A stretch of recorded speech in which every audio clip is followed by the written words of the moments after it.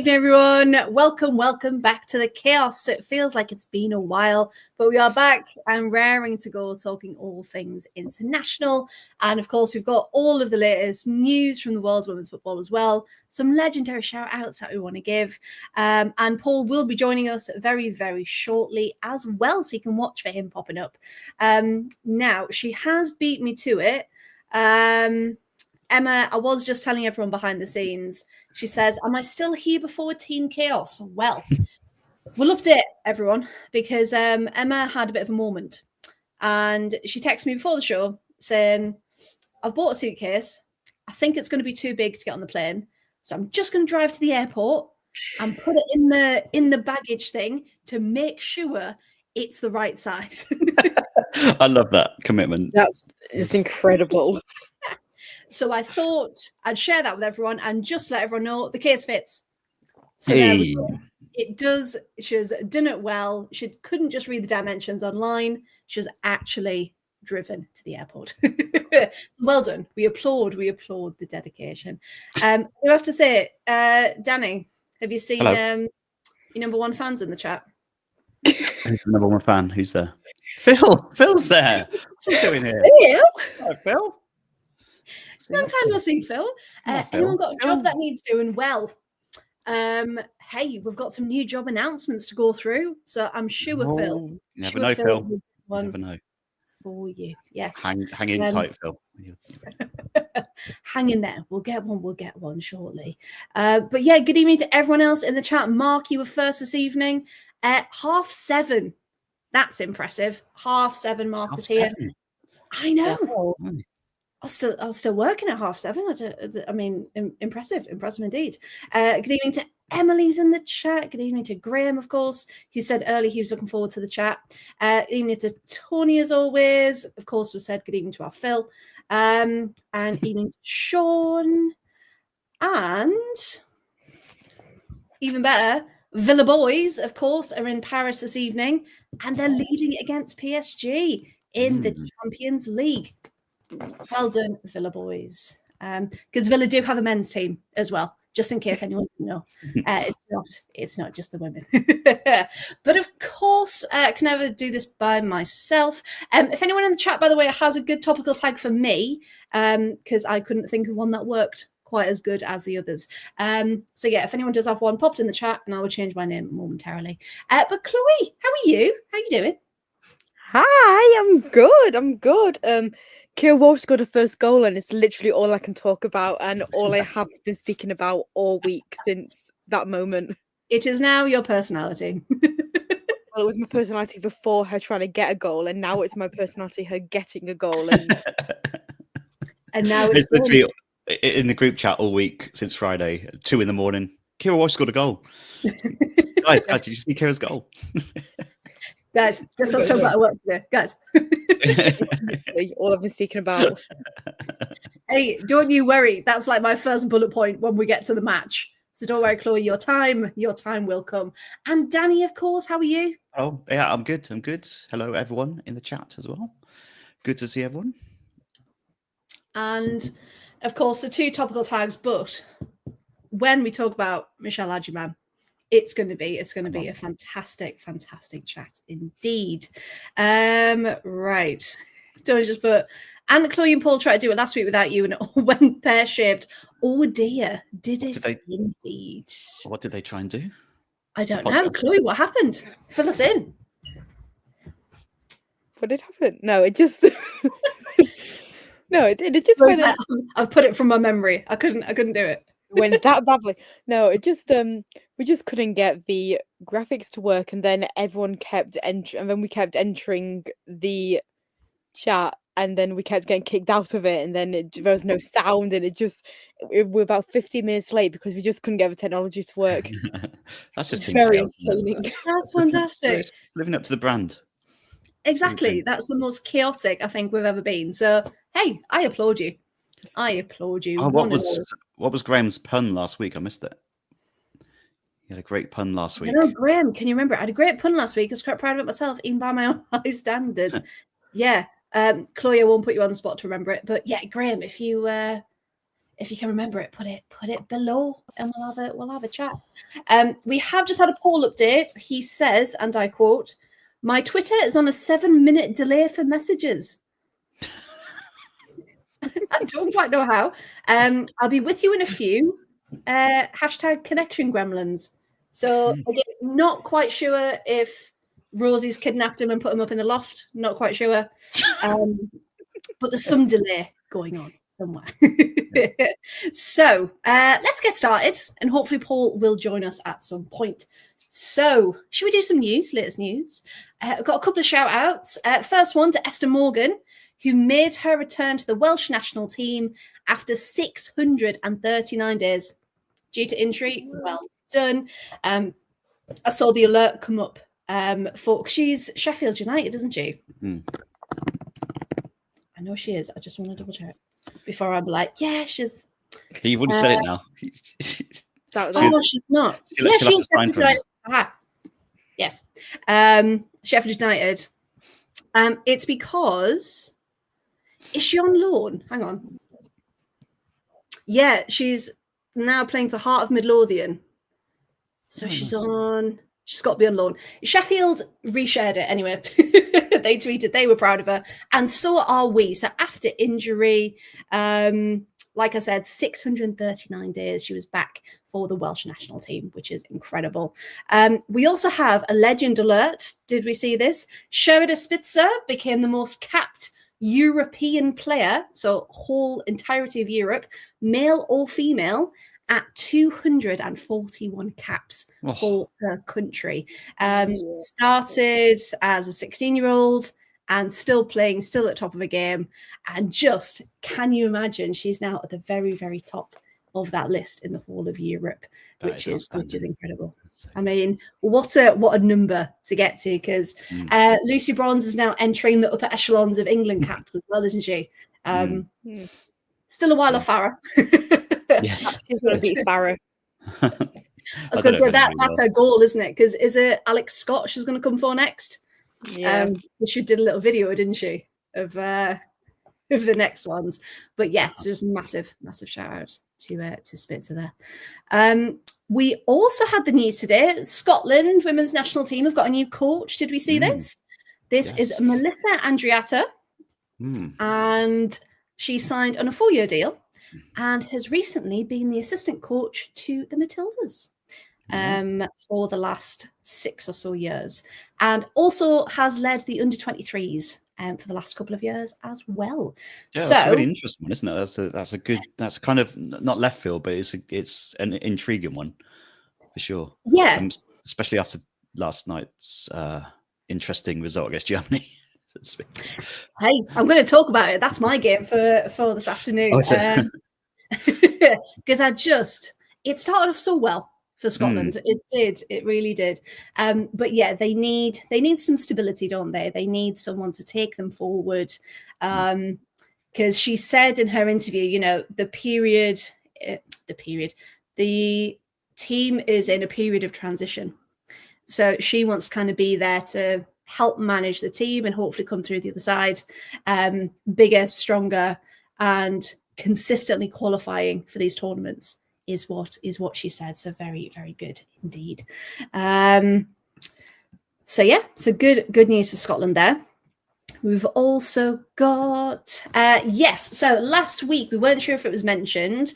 Danny, you remind us about this one in case you missed it. Last week the home nations are the sole valid bidder for the 2035 Women's World Cup, which is incredible. And it's the first World Cup on home soil, of course, since 1966. The men's legendary tournament. How incredible that it could be coming back home. Firstly, can we see some of the invalid bids, please? I'd like to see. I want to see what kind of nonsense got applied. And they're like, no, get out. Like, how bad? I'm imagining a big stamp of invalid. It's like, no. In red pen, like a teacher Nope. You're Do out. better. Yeah. But no, as soon as this was announced, we were all like, everybody calculated how old they're going to be, didn't they, in 10 years' time? Was it you, Chloe, who was saying, oh, I'm going to be, I don't want to say the number, a certain age. And I was like, yeah, me and Paul are going to be 50 by that point. And then I think 35. It's like, yeah, we're gonna Rosie rolls up. Oh, I'm going to be 16 or something. Yeah. But no, you kind of look at it and you think, what a historic thing this is going to be. This is going to be so exciting. The World Cup, like not just the Euros, the actual World Cup, and seeing so many different cultures and nationalities come into the country for a start, just for a football party. By that point as well, you start thinking, you know, what kind of countries are going to have improved. All the different stories that are going to come up about countries in 10 years down the line are going to be so much different to how they are now. And I'm so interested and so excited to be able to hopefully be part of what will be just a monumental experience, event, everything. It'll be brilliant. I can't wait. No, I can't. And Graham said, podcast day trip to a group game. Yes. Yes. Come on. By then, we're going to be the official podcast of the World Cup. I don't know what people like. Team Chaos on a huge scale. We'll be roving reporters outside the grounds. Yes, absolutely. We'll send Paul to the most obscure one possible. And Paul, tell us how North Macedonia are getting on against Liechtenstein. Paul's in Bromley, everyone. He doesn't know who the manager is, but he's there. Yeah. And Paul actually joins us live now. Hey. I absolutely heard that. I was watching on my phone, not on a 7-minute delay. Yeah, I can go to like Malawi versus Tanzania or something. Yes. Of course. In the tiniest stadium ever. Liechtenstein versus Luxembourg in like the bloody Crawley Town Stadium. Oh Christ, I've been there. I'm sorry, Brighton fans. Crawley fans. and Crawley fans. Are they Crawley fans? No, not many. Is Crawley a real place? Like it is.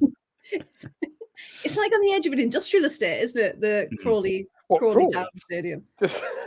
Oh, yes, we send Rosie to Kent. Yes, Emma. Great shout. And she can be really bitter the whole time that she's in Kent.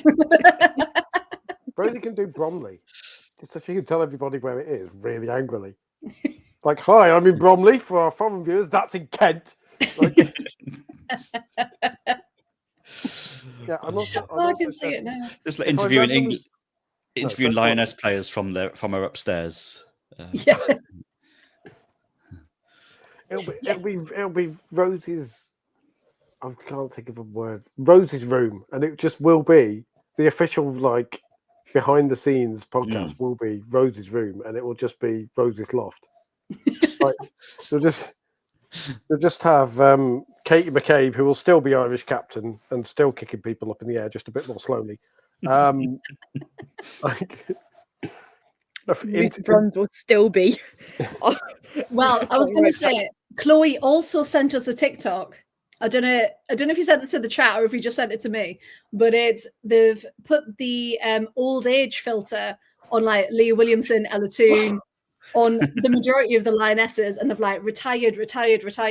Lucy Bronze looking like golden, been like she's on her 10,000th cap.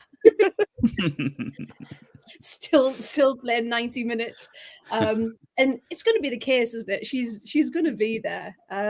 Still be out of position. When the world ends, it will just be cockroaches, Cher, and Lucy Bronze on the right. That's the front three.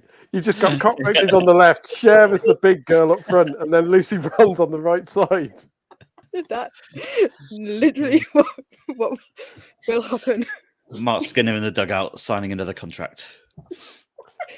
Oh God! Oh yes, of course. When did that news come out? Was that last week or was that this week? That was last week because I referenced the Beastie Boys and did the full rap of the first verse of Sabotage because why not? Dedication. Oh, fantastic. I was going to say, we can't have missed that one, of course. Oh, yeah, that would have been last Wednesday because I did tweet about it, didn't I? So, yeah, that Suffice to say, I was fully in support of it, and it was a nuanced and very careful reaction. Danny just adjusting his glasses in the most skeptical fashion. Like, no, I've just seen Graham's pun that he was talking about last week, so that was that's great, Graham. I enjoyed that. What was it? So you were talking about Shakira Martinez. Oh God! And he was saying that she could score whenever, wherever. Brilliant. Yes, that was. Yeah, I do remember that now. That was quite good. No, it wasn't. Don't encourage him. Honestly. Do it again, Graham. Do it again. Honestly, I thought I got the hips don't lie joke in, and I thought that was it. That's the level. And then he goes and tops it. There never be too many Shakira jokes. Like, as long as they're all small and humble, so you don't confuse them with mountains. That line, honestly, was just the moment of what is Spanish compared to English? How was smug on? That's an accurate translation. Yeah. Just Google translating the whole thing. Shakira. Bring back good old pop songs, though. You have to say a name twice every time. You have to, yeah. Yeah. Oh, and you've got to like sing it and like shimmy at the same time as well. Yeah. Wyclef Jean style. Perfect gentleman. Is he? Just because he dancing no don't mean that her. Just because he dancing go don't mean that he a ho no. So there you are. He's showing myself up. Just 17 minutes, guys. 17 minutes. Already at a loss for words. If you just grab the wine there, Freya. I wish this was wine. Oh. I wish. In fact, I'll go put something stronger in it, shall I? What is it? Is it Ribena or Vimto? Pepsi Max, would you believe? Looks lovely. A nice little goblet, of course. Goblet. Gotta keep it classy. Quite you swigging from a bottle on. Did we mention the topical tags, by the way? Because the topical tag game from Chloe and Danny today is utterly superb. I mean, your wallet for my Valentine as well is outstanding. Yes, I did put to the chat if they had any ideas because nothing that I had really seemed to work. So I'm still waiting on some good ones to come in. So if anyone does have any ideas, and I can change mine momentarily. I can't get over, by the way. I'm going to get this in because I'm going to have to mention it at some point. I cannot get over with the England-Belgium game. All I can get past was Premier Sports, which is now DAZN, and the absolute ridiculousness of when they first came out, and they had that minute-long promo of the channel that plays every so often, and it played every few ad breaks. And it was talking about how Premier Sports has the best football from all over Europe and the best football leagues. And it always cracked me up because it went, the best football leagues from Europe. And then, we're in Belgium. And it just, like, Belgium is not the best football league in Europe at all. In your opinion? Many may argue otherwise. I am possibly the only person here who has watched a game in Belgium. In Belgium? I saw Standard Liège versus Charleroi. Many years ago. Bless you. Shit.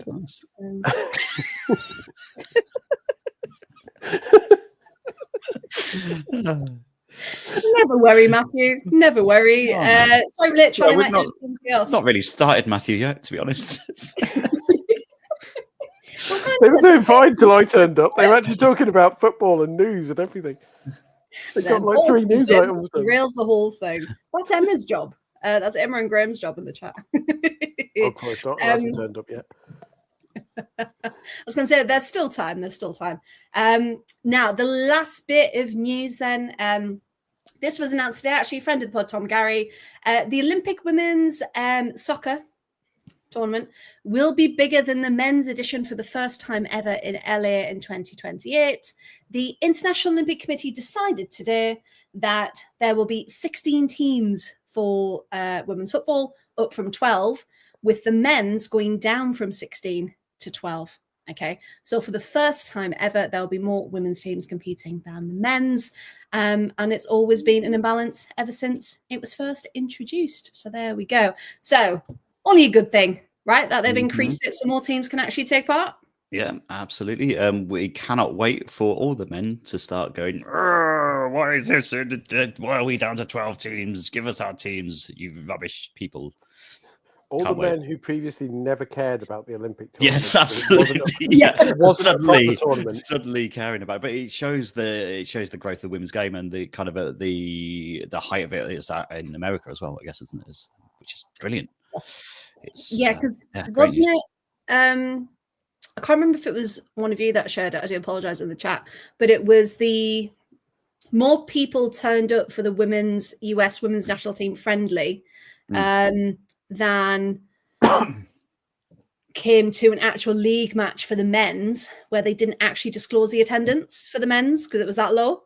But it was like 32,000 odd for the friendly for the US women's national team. And you just think women's football in America is so big. And I know some of us follow the NWSL and things like that, but I don't think you can really appreciate it until you do actually watch it and you see the stadiums so full. But you see the stadiums, but you also see the passion that they've got for it as well. It's not just that we're coming to fill the stadium. It's literally they're all so invested in it as well. The fans are so into it, and it's such a great league to watch as well. If anybody hasn't watched it, I do recommend it. It's brilliant.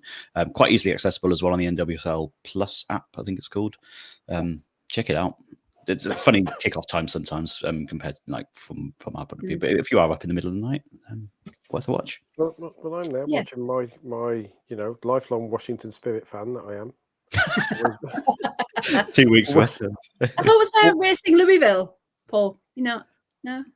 No, he heard that Washington Spirit were better, and then he changed his mind. He spun again. I've just seen those. Just didn't want the jersey. Yeah, didn't want to look like a jockey.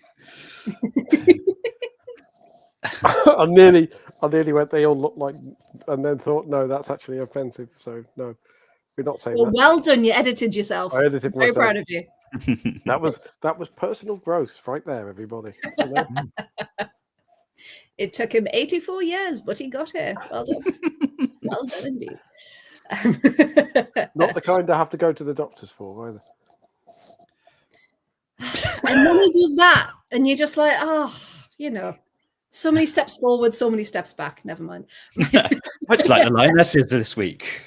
There we are, seamless. There we go. Seamless transition. You win 5-0, you lose 5-0. Never mind. Now, which it nearly was, of course, at the weekend. Now, let's start off with the positives, shall we? So we will start with the Lionesses. We will start on Friday, on my birthday, 5-0 versus Belgium in Bristol. Apparently, the atmosphere was incredible, and everything seemed to go right. It was a bit like Euros Lionesses. It was probably the best they've played in a very long time.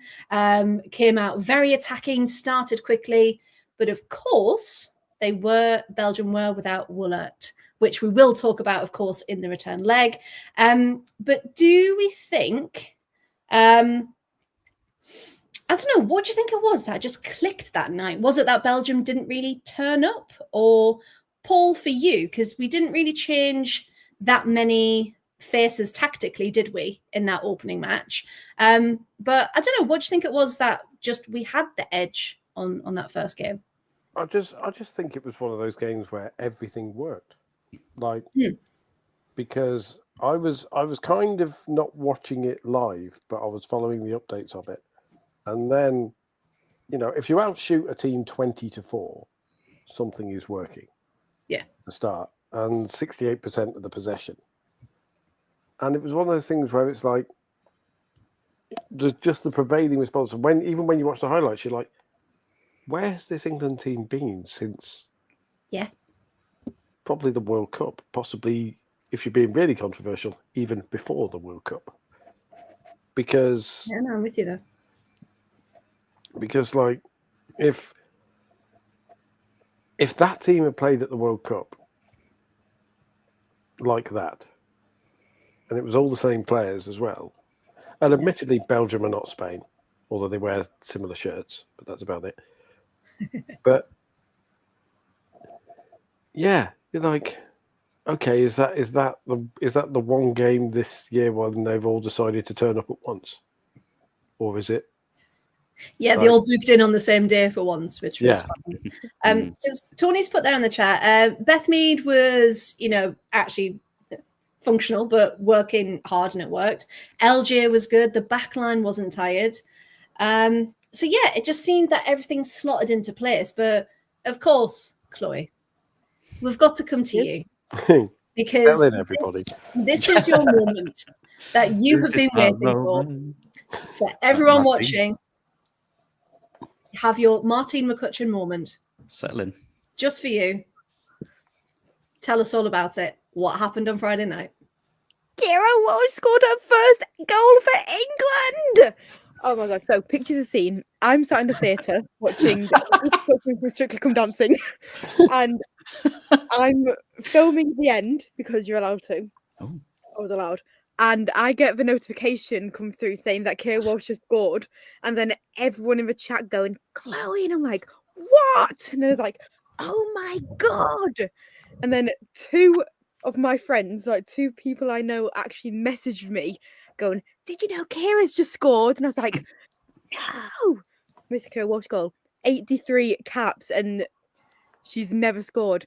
It took Michelle 41 seconds on her debut to score. It took Kira 83 tries. It took Annie 4 appearances to score. It took Kira Walsh 83. She was the only senior player to never have scored for England, and now she has. It was an absolute banking goal. Don't care what Lucy Bronze says. Might have been a deflection, might not. Slight deflection. I'm just suspicion of a deflection. I'm just really little Nick. Dubious goals panel level suspicion of a deflection. But no, I'm just genuinely so made up and so happy for her. Like, you could tell how much it meant to her, how much it meant to literally. Like, you see Leah Williamson, as soon as the whistle went, she ran back on that pitch to hug her because she'd been subbed off at that time. And I mean, fair play to Kira. She'd been like, it's been a long time coming, and it really has. My first tweet about Kira getting a goal was back in 2022. When I started a little prayer circles that she needs to get a goal. Like, please let her score. She really needs a goal. Please let her score. And now she has. She's probably one and done now, knowing Kira. But you know what? This has been my life's ambition, trying to get Kira Walsh a goal. I'm genuinely gutted and a little bit annoyed that I missed it. Can't lie. A little bit annoyed. I think your quote in the chat in all capitals was, "Are you fucking joking?" Pretty sure you did. I probably did. And then I sent a full-on message live from Nikita. I know, a message live from the Winter Gardens about the fact that I'd missed a Kira goal. Do you think that Kira Walsh will split her goal bonus with Justine van Hyvermaet, though? Like, just half each? Yeah. Maybe 60-40 because she was actually credited with the goal, so she can claim that she had slightly more of a hand in it by she hit the shot initially. Before Justine van Hyvermaet drove it home from 10 yards. But stop taking it away from Kira. You can see Chloe's face. She's like, stop talking, Paul. She's getting angrier and angrier. It's brilliant. I know. We're not steam is coming out of the ears. Maybe her second goal will be more emphatic. Maybe. So it can be her actual first goal for England. And now I 83 appearances. Thunder bastard next time. I'll never miss a Kira. I shall never miss the Lionesses game again. Maybe I should just not watch it. Kira Walsh's next goal is the Euros winner. Oh. I'm going. Shall I go? Can you imagine? Yeah, get over there. Oh my god, I'd actually die. That would be the end of my life if that happened. Not to sound dramatic, but not at all. Not to be dramatic, but it would literally kill me. Like, it would literally kill me. The only thing when the world ends would be cockroaches share, Lucy Bronze on the right, and Kira Walsh only having one goal. No, Did you tell Nikita? Nikita? Getting bigger. Oh, I should have told Nikita, shouldn't I? Do you know Freya Walsh just scored? Yeah. The best bit about it, I thought you were talking about Nikita Paris in the chat. So I was like, Got one woman's show going on at the same so time. I was like, well, that was her at the start of the season for the Brighton attack, wasn't it? You know, but like, No, I was on Nikita from Strictly, so it wasn't even. It wasn't even relevant to his anything. official name? Is that his birth name, or is that just Nikita from Strictly, yeah. Nikita from Strictly? Nikita. Hyphenated. Yes. Which that's a question. 10 years' time, which of these Lionesses is on Strictly? I think Oh God. this current squad. Lucy Bronze. What is she still playing Lucy for England? Bronze. Probably. Just so we playing. I think they will have asked Leah. I don't know whether she would have done it or not, but they would have asked her. They absolutely Oh, ask brilliant. Earps, right? They've got to ask Earps. Surely. Oh, Mary will do it. I think Mary will do it and win. And she was on Pointless this week, wasn't she? Mary Yeah, and- she was. Ironically. Mary Katie's Ellen. Speaking of Strictly, No one else saw that. Paul. You saw that, Danny. High five. It's all out of the corner of my eye, yeah. gang. Speaking of Strictly and Lionesses, for my this is completely irrelevant, but I've just remembered about it now. I think I sent it to Freya, but I'm going to send it to the group chat as well because it's absolutely iconic. For one of my final uni projects, I had to create a magazine, and I created it about Strictly. And as one of my elements for it, I did how I think Lionesses would do if they were on Strictly Come Dancing, and I fully rated them about what dance I think they'd be best at. What? And I'm gonna send it to you all because it's Nice. Mary Earps would definitely be crap at dancing, but kept in for she'd be the one who'd be kept in for 9 weeks. Just because. But she'd be incredible. Imagine her doing like a Charleston or like something like proper, like over the top, like personality wise. She'd be incredible. Yeah, I'm here for it. Crickets, just me. Okay, right. Yeah, That's I'm going for it. No, just Leslie Russo would do one good dance and get all the way to the final. I was waiting for it. It was the shake of the head. Yeah, I was waiting for it to come. I was like, Paul's going to pick on Leslie in a minute. Paul's going to pick on Leslie in a minute. There it is. You do a good dance on like Halloween, and they just keep showing it all the way through to the final. To justify it's like it judge's in. favourite. Graham says Tooney for the laughs. Tony saying Niamh Charles would be a good shout. Yeah, apparently there's a lot of banter that she can't dance, so she could be like the story of the one that can't dance and then goes through all of the training and comes out the other end. No, what I said about Mary Earps was that she thrives in Latin and has brilliant orthography. Her rumba's out of this world, and Anton uses the phrases "you're a keeper" 1,000 times. But Yeah. she has one bad dance and is in the dance off against Alessia. Mary I Queen of love Pop. that you predicted all of that. This is a full-on thing I literally did in my 3rd year of uni. We need it released, Chloe. That's what we need. I'm gonna send it to you because it's so. What I've said about Alessia is that she's paired with Giovanni and they're called #Team Galessia. Heel puts the back heel turn in their final routine, which is a nod for Euros, and she's the nation's favourite. The detail is insane. Those weekends, but that's blind as anything. What a uni project. Have we got Phil Neville in there? Oh, should have put Phil in there. He's the one. Someone will get injured in like training, and then he'll come in as a savior. I'm here. Say his name. Hey, Chloe. Tony says, Chloe, that's the stuff of Warsaw TikTok law. Yes. That's not We'll do a compliment. series. Lionesses meet Strictly. Let's do it. But of course, she wasn't the only one who got their first goal of the evening. Everyone in the chat talking about Aggie Beaver-Jones, of course, getting her first goal. And of course, getting minutes and then getting the start on the return leg as well, which has been a long time coming. However, she needs to be up front. She needs to be leading the line, not out on the left, in my personal opinion. Yeah, more there. Happy that Aggie scored her first goal. I did have to laugh earlier when Tony said, yes, the Chelsea and others versus Belgium game. Yeah, did we see this? A lot of people, mainly Arsenal fans and other people, kicking off that it's mainly a Chelsea team. Lots of people not happy with that. And at the end of the day, you want the best players for your country, right? I think, it's frankly shocking that the team that has the best English players anyway is the team that is most represented in the England squad. It's really shocking. Yeah. You know. And it just, but people will whinge about anything, won't they? I mean, Arsenal fans, Millie Bright or Lotta Bob and Moy. I rest my case. Thank you. Carry on. Well, I mean, Twitter's a weird place at the best of times, but the comments after last night's game were something to behold. And Chloe, you're getting requests now. Chloe, what did you say about Millie? We'll put a pin in it. Don't worry. We'll release the files. She's eliminated in the first week after someone accidentally a bit part of the set bounces up and she just heads the entire set away. Millie, that's the glitter ball trophy. Sorry. A child is injured after they throw a balloon during her routine and she bullet heads it back. It's the massive Strictly controversy of that year. It's always one. There's always one.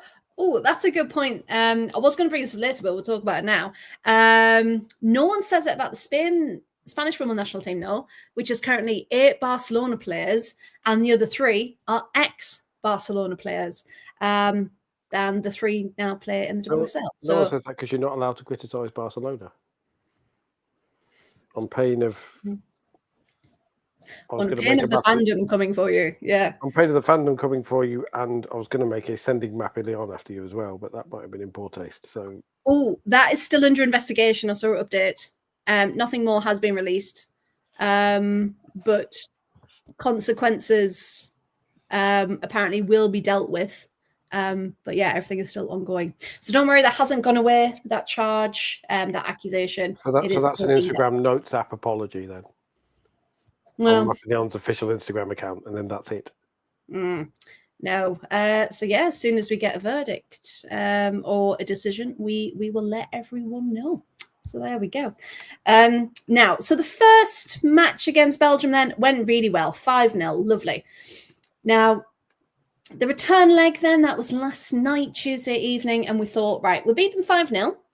Of course, Belgium would have had a reshuffle, a rethink.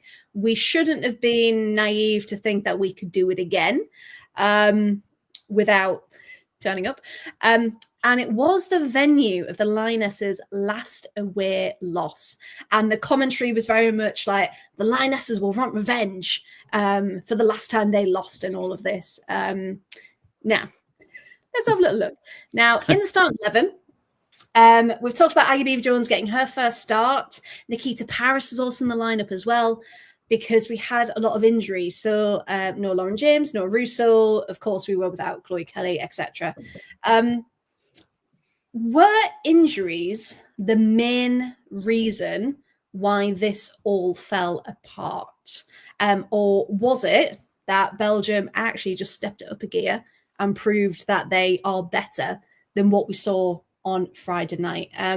Paul, what do you think? Can injuries be a big portion of the blame, or did we just not turn up in that first half? No, you can't, because blaming injuries is a cop-out. Fair, and yeah. Also, Tessa Wollert was back, and Yes. she is one heck of a player. If she was Dutch, she'd be far more hyped. Because it's the old joke, does anybody know any famous Belgians? And if I don't think Belgians are allowed to be famous, but if they were, Tessa Wollert would definitely be more famous than she is. Because she absolutely terrorized England's fullbacks when she came back, and you could see the difference. There was no answer whatsoever.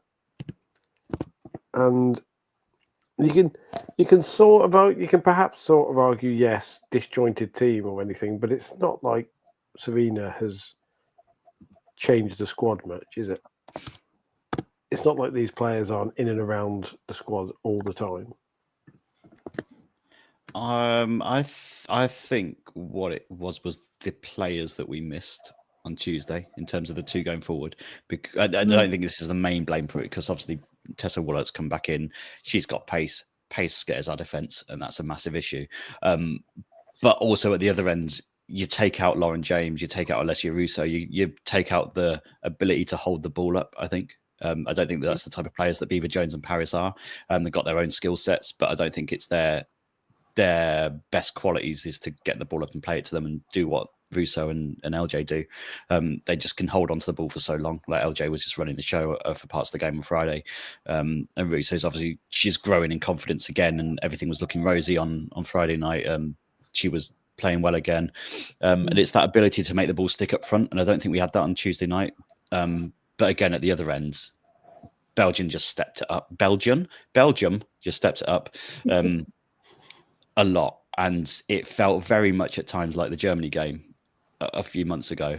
And that's worrying to me. The fact that anybody with a bit of pace gets behind our defence so easily, and the fact that we don't learn from it.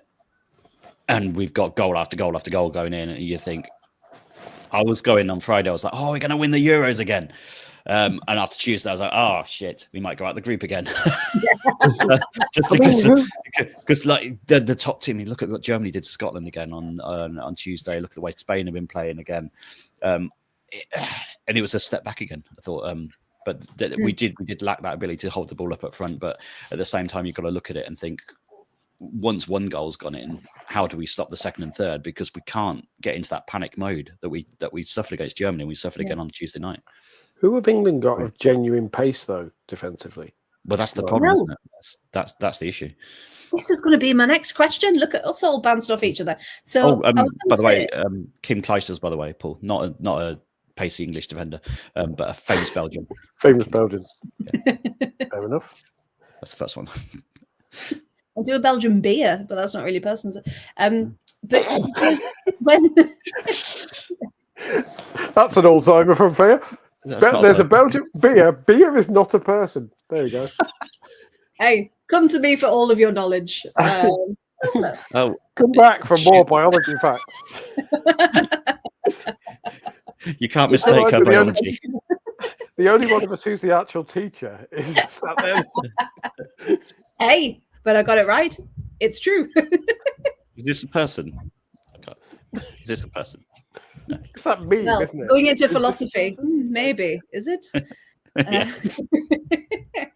Can it think for itself? No, because that, I mean, me and Danny, we were putting in chat, weren't we? Like, why is there so much space? Why are we letting them into that space? Why is no one near them? Where is the pressure? You know, where's all this? And as Paul rightly said, like, who do we have? Niamh Charles just wasn't cutting it, was she? And Millie Bright wasn't really herself either. So when they both came off at half time, I was like, okay, Serena's making changes, brilliant. She brings on Morgan and Carter instead. Now, Carter does have that pace, and Esme Morgan is impressed me in the sense of, I always think about her when she first started for England, because we don't get to see her that much, do we? So we don't get to see her progress. But I think that game started to descend into something quite physical, we needed people to really go for it, didn't we? So we've got Lucy Parker on the bench. I know she's more centre-back, but you could have brought her on because we can see her. She's gone against Maya Ramirez, you know, and beaten it. And like, she's got that pace and that physicality. So do we think it's ever going to be a case of Serena almost taking away that, oh, well, I haven't played that much at this level? Or should she just say, right, we're getting absolutely battered. What have I got to lose? Chloe, for you, was there anyone else on the bench that you think gets overlooked? Because we saw Frank Kirby, Ella Toon come on, and of course, Michelle Adjman, which we'll talk about in a minute. But is there anyone else on the bench who we haven't seen who you think really could bring something to the squad that Serena's just not given a chance to yet? It's really difficult with the England squads in it because Serena barely gives chances to anyone. And to be honest, I reckon a lot of it was tiredness. You know, like Millie Bright and Lucy Bronze have essentially played Well, they were the only two for Chelsea to play every single minute of the quadruple against City. They played the entire game on Friday. They pretty much played this. They played the game yesterday. And to be fair, I don't think Millie was cutting it. To be fair, like I generally think she should have been rested for yesterday's game at least. Because let's face it, she'll be starting again on Sunday for Champions League. That's the wrong game. FA Cup. FA Cup. Oh my god, my mind's on Champions League. Which is Saturday, so it's a day earlier than the other one.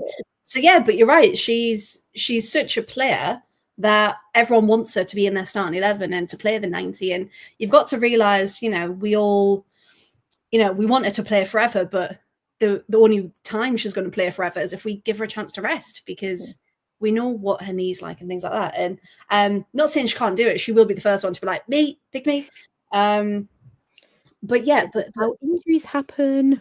Exactly. And everyone a fairly predictable name out there who, for some reason, isn't getting anything in the team, and at this point, it's just gross negligence. Yeah. And that's Grace Fisk. Yes. Liverpool. And hopefully Emily in the chat will appreciate this, but yeah, she has been playing incredibly, very, very quietly. And she's strong, but she's also played both centre-back and wing-back in a very, very physically demanding system that Liverpool have played. And she's been very effective at it. And it's like, what does she have to do at this point? Because we're seeing players who could take that spot, like Taylor Hines going, do you know what? The path is blocked, realistically. If I want to play international football, go. I have to represent any other team that I'm capable of, which you can't blame them for. I mean, playing international football. But the trouble with that is that England are losing so many. Maz Pacheco as well is another one who has been lost. Because of this. And it's like Serena, we're losing a generation of very, very, very good young English players because they can't see the progression. Yeah. And you think about how much talent's coming through the youth age groups. And again, like you said, what are their prospects of actually getting into the senior team? I mean, looking on the bench, so obviously we were having those massive defensive issues. Defenders on the bench, we had Morgan, Letitia as well, Turner, Carter, and Parker. So you had all of those people on the bench to choose from. And, my Letitia, we've seen what she can do for United.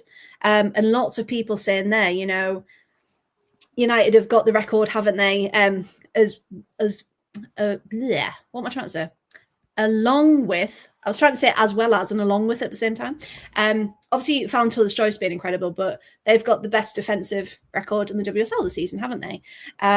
So lots of shouts for my Letitia should be getting more minutes. Has anyone got any thoughts on Letitia coming in and getting more of a chance? I'm for it. She's seen as a right back, and so she's not going to get in because Lucy Bronze. Savina thinks she's a right back, even though she is very obviously a centre back. And I would probably put her in front of Leah Williamson, because I think since her ACL, Williamson is not the same player, and she's being done for pace. She's being done for, the game has now evolved now. And if you take the view no player is untouchable, Leah Williamson is having the Steph Horton thing 10 years earlier in her career, because she's had an ACL injury and it's affected her. And maybe there is a hard truth of, Leah, you need to earn your place now, and we're going to put Maya in for a game or two, and you need to get it back. It's hard, isn't it? Because Leah, we all know what an incredible job she does do. But again, it's with everyone. If you're having a good game, you're having a great game. But yeah, there needs to be that element removed of, oh well, they're starting. And it should be just purely on merit, shouldn't it? And kind of current form, and for the management team, not just Serena, but those around her as well, to just say, well, actually, they need to earn their place, not just be like one of the first names on the team sheet. Like, they need to be their best selves, because as we've seen, that can lead to injury, that can lead to everything else. So it's not worth jeopardizing, the Lionesses' position in tournaments or anything like that by just playing people that don't necessarily deserve it, or that they're in front of other people in the pecking order when they don't deserve it as well. And as Emma says there, everyone needs to earn their place. Don't agree with the favoritism. We all know it exists, but there we go. Matthew says, I know Millie Bright didn't have the best game, but I still don't know how Williamson stayed on the pitch. Second and third goals for Belgium are down to Williamson's mistakes. Yeah, she didn't quite press enough, did she? And let not just her, but the whole team just didn't press enough. Didn't put pressure on them. So it went south quite quickly. Watching it and thinking, 2 goals down now. What's going to happen? And I said, I don't know if I said it in the chat or if I just said it to George, but I was like, you know what? We're losing. We've got nothing to lose. Get Michelle Adjiman on. You need her physicality, her pace, her quality in front of goal, her everything. Whack her on for 10 minutes, see what she can do. And what happens? She comes on in the 80th minute. And Danny, we're going to come to you for this one. She qualified for the under-19s Euros on the Saturday. She gets called up on the Sunday, has one training session with the seniors, makes her debut and does that. So for people who may not know who she is, where she's come from, because obviously we've been talking about her on the pod for quite a while, what would you say about Michelle Adjiman in general? Yeah, we probably started talking about her as soon as we started the podcast last year, didn't we? When we started talking about the Championship, she was on loan at Watford from Arsenal, tearing up in the Championship. She was basically on a one-woman mission to save Watford from the Championship, which she was winning until she got injured, and then Watford went down inevitably. So that was the impact that she had there.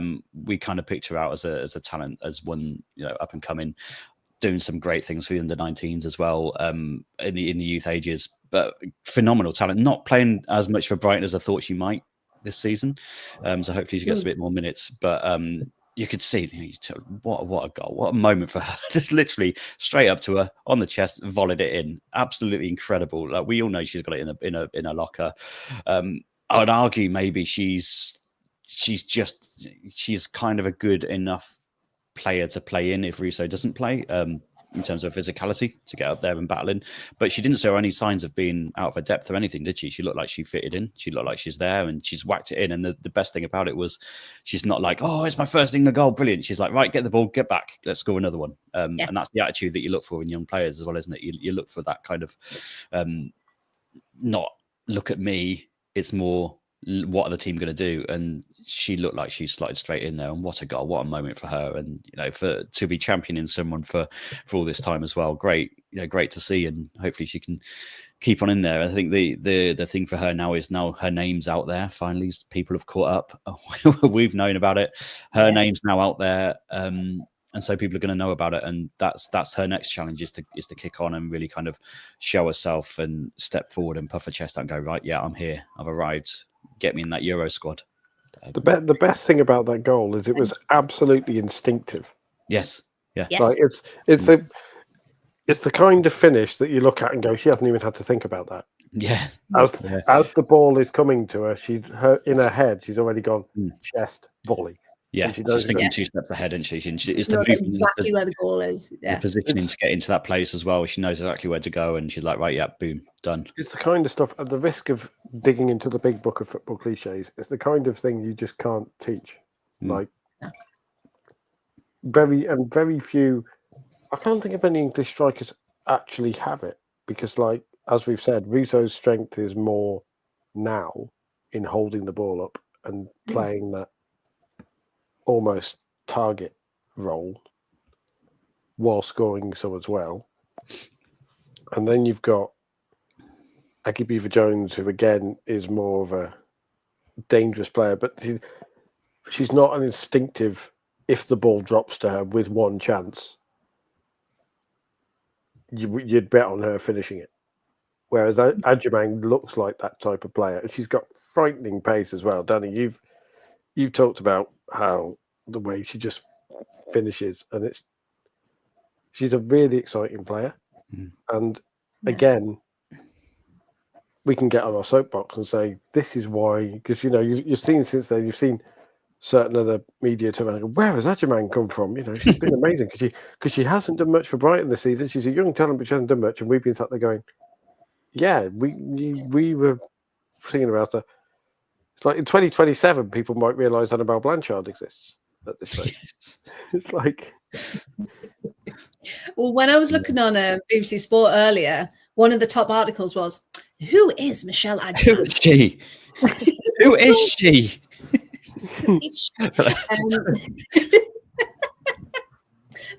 Big brother. But yeah, just suddenly this like, who is this rising superstar that no one's heard of? And it's like, no, we have. We're talking about it. And that's the thing. It's that's one of the reasons why we have this platform and we use it. To talk about these stars that no one else is talking about. To give them what they deserve, really. And look at the impact that the subs had at the Euros. Serena's traditionally had these players that she's brought on as almost automatic subs that they're brought on, and they've had the power, and she fits that mold straight away. I think she should be definitely considered to go there. She's got the tournament experience, and she can come on like she did. I'm not saying she's starting, but 10 minutes to go. If we're chasing the goal, get her in there, get it up there. Something drops, she's going to finish it. Why not? 100%. And if these injuries keep persisting as well, she's got more than a fair shot of actually getting there. So yeah, watch this space. Not the last time we'll be talking about her, of course, because what a goal to get one back. So that ended Belgium 3, England 2. It was looking like it was going to be another 5-0 demolition job, but the other way around. So it was a brace for Tessa Willott, which is why we've all had a nod to her in our topical tags. I finally thought of one, by the way, just in case people missed it. Justine van Havermaet got a header, of course, in the 16th minute. Leah Williamson tried to jump to get in front of her, and it just didn't work. Van Havermaet is 6'1", for those who don't know. So you got to do more than that to try and jump in front of her. You can't stop it. You can try as many times as you like. You can never stop a Justine header. I've seen plenty of them from my time at Wharton Hall. Love them. Keep them coming, Justine. Although that did make my little Everton heart happy, because I do like seeing what our internationals get up to. So made my little Everton heart happy that she got on the scoreboard. But not great for my little. Thank you very much. You cannot stop Justine van Havermaet. You can only hope to contain her at corners. And she's 6'2". There's no stopping her. Well, there we go. Yeah, no, there really isn't. There needs to be a plan. Again, that forward thinking. Beth Mead got us back into the game with a penalty in 35th minute. And then, of course, Michelle Adjumang with an assist from Leah Williamson in the 81st minute to bring us back to 3-2. So that was what England got up to in the international break. And we've all picked a couple of games that we wanted to bring to you. Paul's gone for his rogue choices this time. I went a bit rogue last time. But the first one we'll actually talk about, Chloe, I know you were catching up with the Matildas, and they had some games against South Korea, didn't they?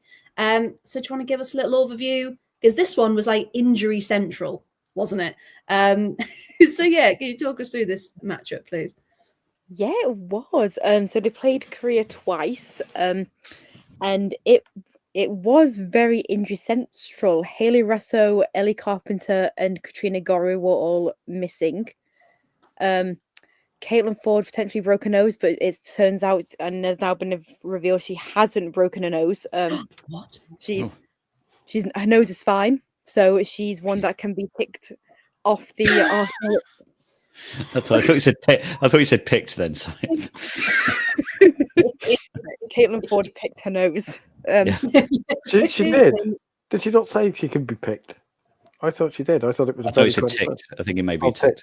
No, ticked. Yeah. She can be ticked off Arsenal's now ever-growing injury list because they've got quite a big list now. But Caitlin can be ticked off because her nose is fine. But to be fair, both games were actually pretty decent. In the first game, it was a own goal, unfortunately, that decided it. Although I think that Emily Van Egmond has claimed it as her own. Of course. Why wouldn't you? Yeah. No deflections here. No. Exactly. Why wouldn't you? The ball came to Eve, as she's known as in Birmingham and other wider areas. It was in. Does no one know Sorry, where Eve? Birmingham and the wider areas. Birmingham on the wide road. Oh yeah, we call her Eve in Coventry as well. Yeah, Walsall. Oh god. Yeah. At the best spot. Yeah, she's fun. Guys, I think I'm just one of the team. Okay, like let me live. Let me live a bit. No, the ball came out to her on the edge of the penalty area.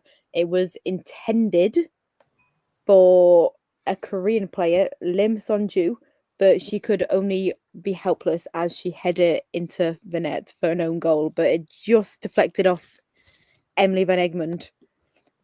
Claire Wheeler came on as a sub, our Claire, and she.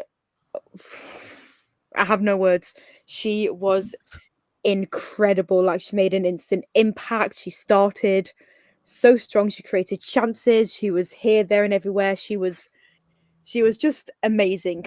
And then for the second, I just need to mention this for the second game because in my notes I've written 4D central role in capital letters because When you said your notes and there were just sound effects, I was like, "Yep, this is gonna be good." Thank you very much. to be fair, I've written the original ones and then I've got like a page of actual interesting stuff. So for the non like just random weird notes, we've got Claire hometown game played so well. 4D central role in all capitals, so important. Lani facial injury stayed stubbed on. Why? Question mark, exclamation mark. Yes. Can we talk about poor Rolana Kennedy, please? Because she has no look, and the big screen always zooms in on her so she can have a little look and check out the injury. Yeah, Chloe, because this was a collision with was it Yallop? Yallop. Came together. It was a bit bad, wasn't it? So in Is that the sound effect that came on as well at the same time? Like the Batman, like Yallop, pow. So in the first game when we thought Caitlin had broken her nose, they kept showing her on the big screen and she kept looking really embarrassed about it. She kept trying to hide her nose. She kept going like that to hide it when she saw her on the big screen. It was quite funny. But yeah, it was quite a bad coming together between Alana Kennedy and Tamika Yallop. It was an accidental coming together, like they were both just going for the ball and they just kind of both got in each other's way. But Kennedy's face kind of took most of the brunt of it, and you know it's going to be a bad injury when her cheek literally swelled almost instantly, and it just kept getting worse and worse from there. Now she's got a full-on like massive black eye from it. But she seems okay. She's laughing about it now. It probably did hurt at the time, but my point is I think we need to talk about the 4D central role in capitals because Caitlin Ford playing as a central. We're just giving Renee ideas now because no, honestly, she was so good. Did you see that tackle she made against the Korean player and then got really angry about it? Like, who does that remind you of? Spending too much time with a certain someone. Don't get ideas, Caitlin. No, she was. I think she was made. I mean, to be fair, it says on her page because I was googling it before that she literally plays about 8 different positions. She's like a forward. She's wing. She's back. She's everywhere. She can play everywhere. Like she was absolutely insane for both games, really. And she was only subbed on in the second half, but again made an instant impact of like 45 seconds when she nearly got the ball in the net. And of course, big shout out to our Claire. It was her hometown game. All her family, friends, everyone came to see, and she She was just so good, and they announced the attendance records for the second game, which was 28,000, which is a new Matilda's record in Newcastle. Very good. Very good indeed. And they were just friendlies, weren't they, Chloe? Yes, but Yes. it also, Friendly, yeah. But them being friendlies is a bit weird because, and I was saying this to you about the travel as well, particularly for the like Osnall girls, as we call them, how they have such like they had such a tough schedule from playing like Wednesday, Saturday, Tuesday, Sunday type thing, and then they're spending over 14 hours on a flight, for more than that, 24 hours on a flight, plus the time they're spending during the layovers at the airport. Then they're playing these two friendlies in Australia and traveling from Sydney to Newcastle, then getting back on a plane like almost 2-3 hours after a game, straight on a plane for 24 hours. Then they're back in the training ground like the next day, and then, well, normally they play on a Sunday, but they don't, but because it's FA Cup, so they actually got the weekend off to rest, recover, and stuff like that. But this time, the April window is so tough, not just for the Australians, but for the American players, the Brazilian players, like anyone who has to travel long distance. It's super tough on them, and it is hard. It is one of those things where it's like they probably do love doing it, so they don't complain too much. But like, I mean, I've only been working 3 days and I'm absolutely shattered. So like them getting on a flight and having to go almost 24 hours just on a plane. Like, I sent you a photo that Caitlin put on her Snapchat story, and she generally looked exhausted. Like, It felt like she was on that plane for about a week. Like, Yeah. it just, the time didn't seem to be going down. And we were talking about, this window being so close to the end of the season, and for, Arsenal, Chelsea, etc., they've got Champions League coming up. They've got the FA Cup semi-finals, finals coming up. And the end of the season is so crucial to all of these things. It makes you wonder why there is still an April international break. So could they not make, I don't know, the winter one a bit longer? Or could they, obviously they've got to be fitted in somewhere, but you just think, is it really the right time for all of that traveling, for all of that pressure when you've got so much riding at the end of the season? Because I know I've read someone say, the men have got rid of this window for a reason, because there was just too much going on. Has anyone got any thoughts about this particular international window? Should it be reallocated, or is it just simply that's the way the game is and we need to deal with what comes from it? Has anyone got any thoughts? And chat. I love the way Emma's like, could there be a May one instead? Oh, we've already got a May one, which kind of encapsulates the problem, really.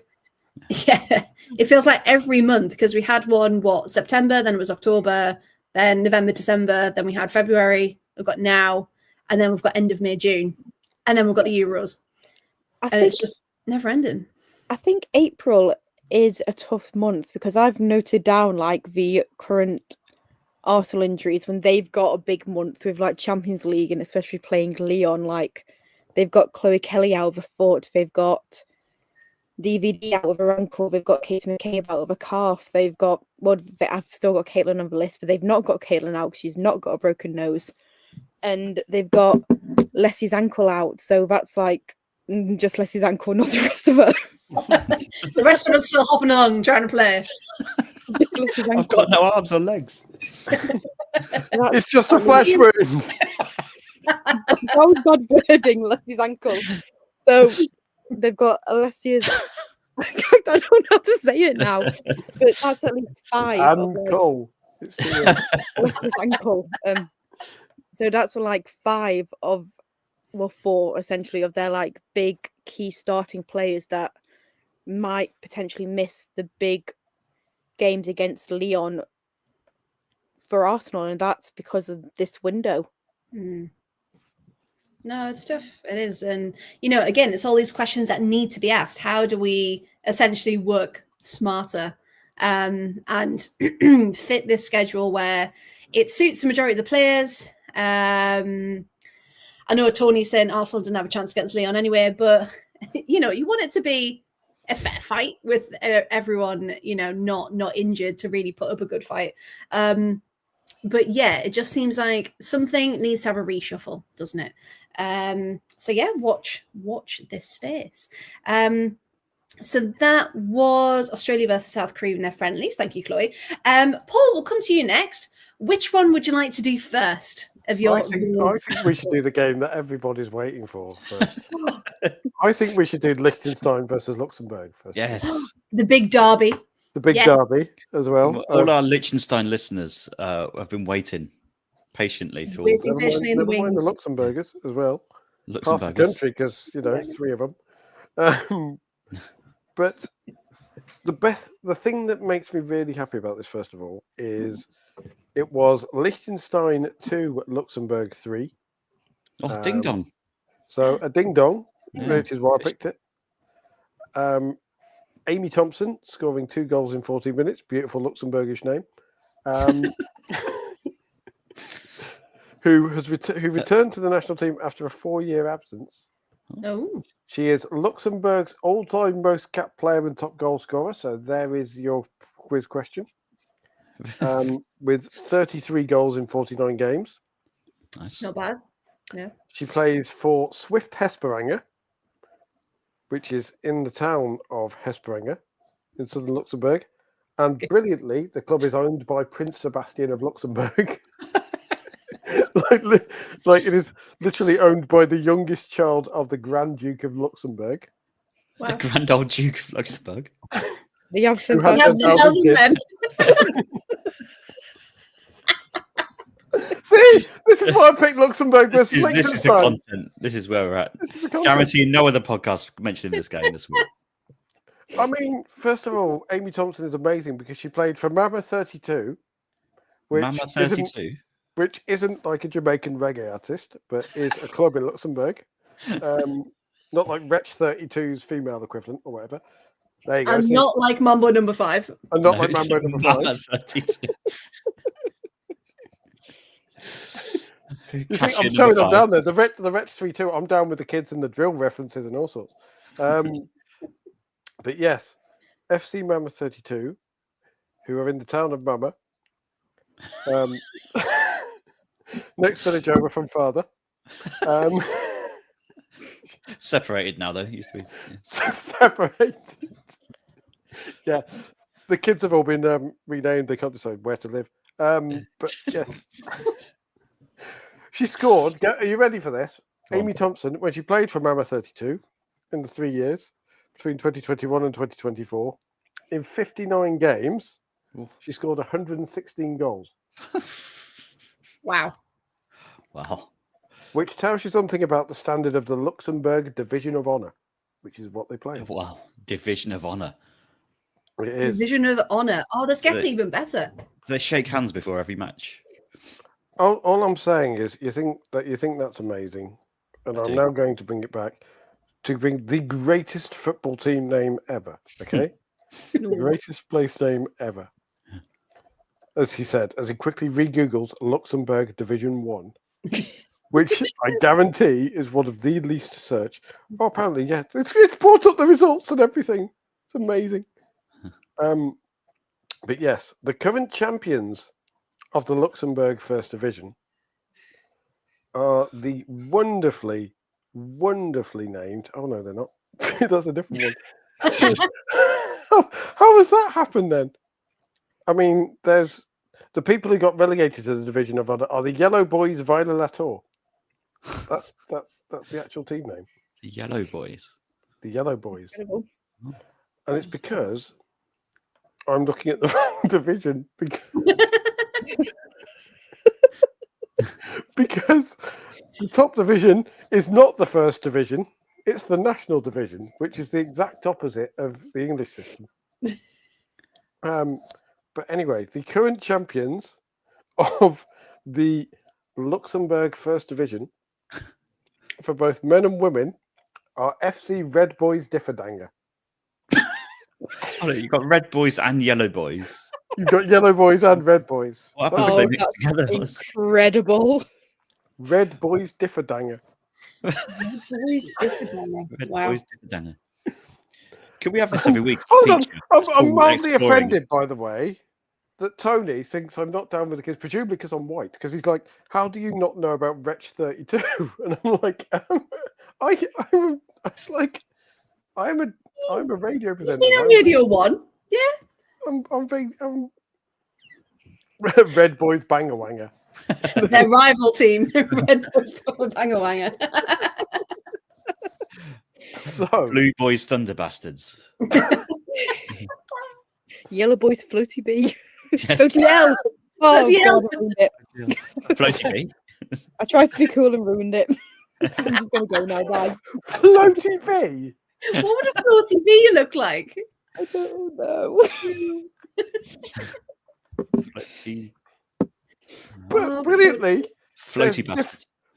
there's in 2016-17, the two top teams in the Luxembourg First Division were Differdanger and Doodalanger.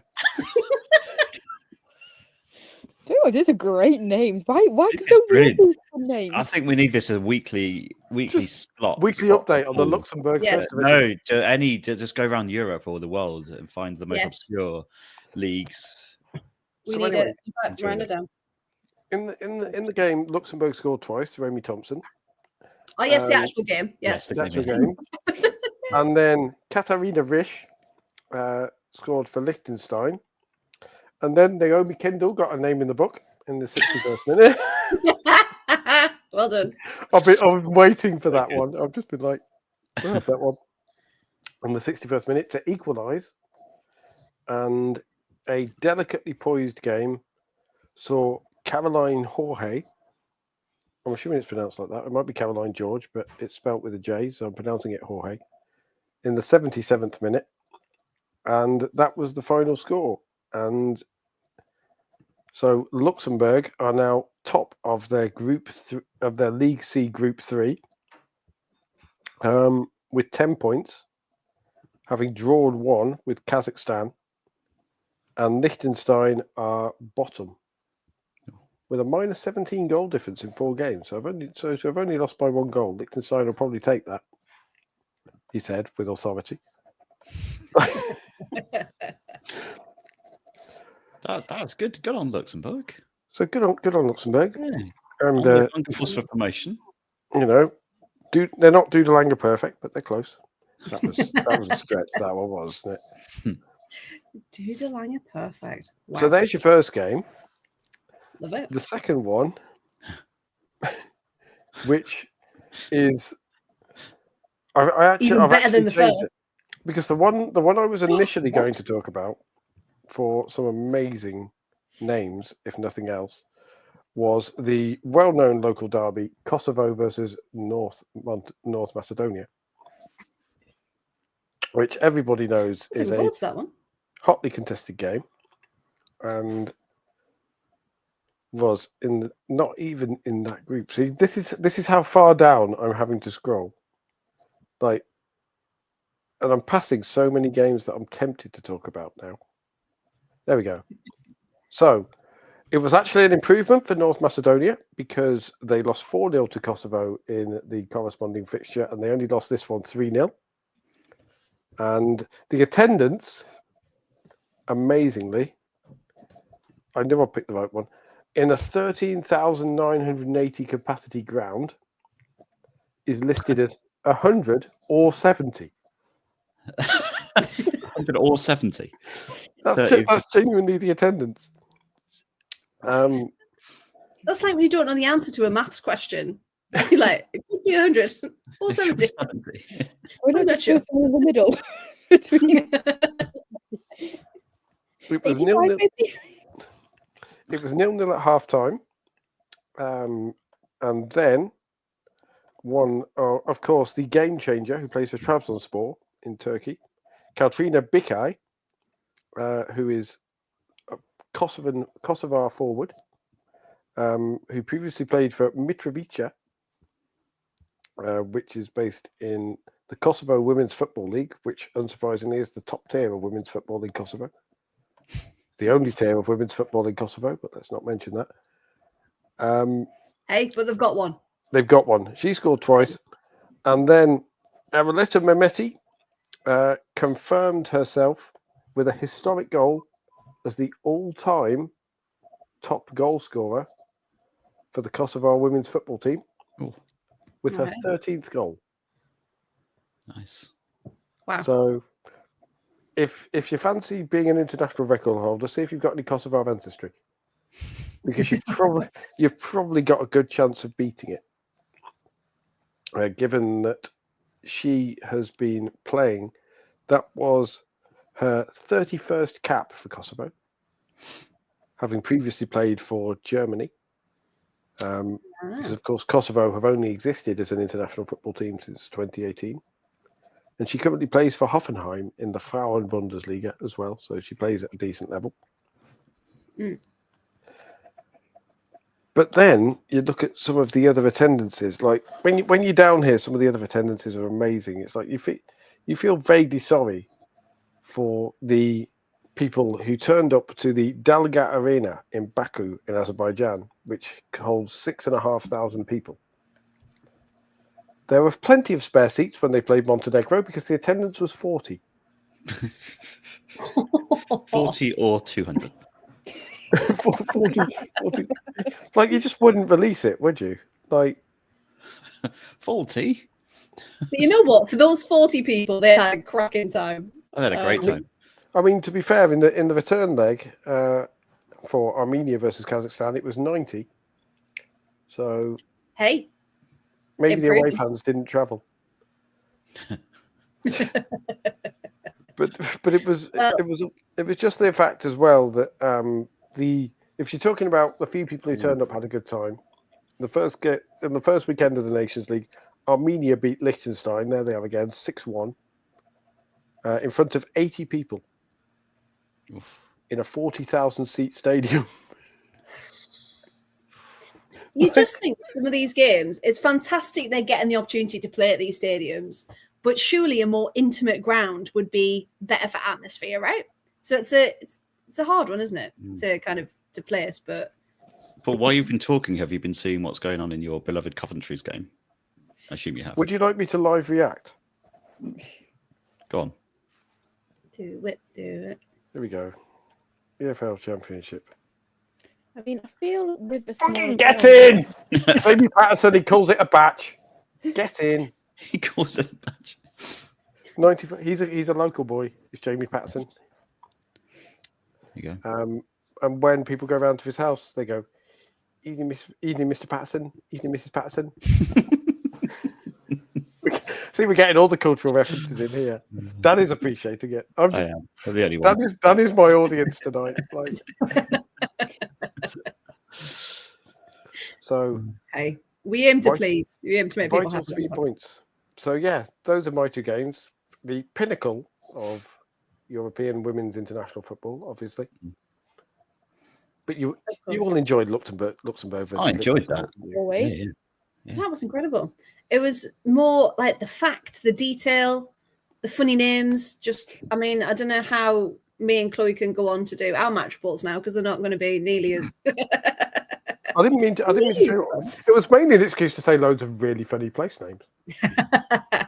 I just hope that we talk about the Austrian League once and the team from the town of fucking get to the top division.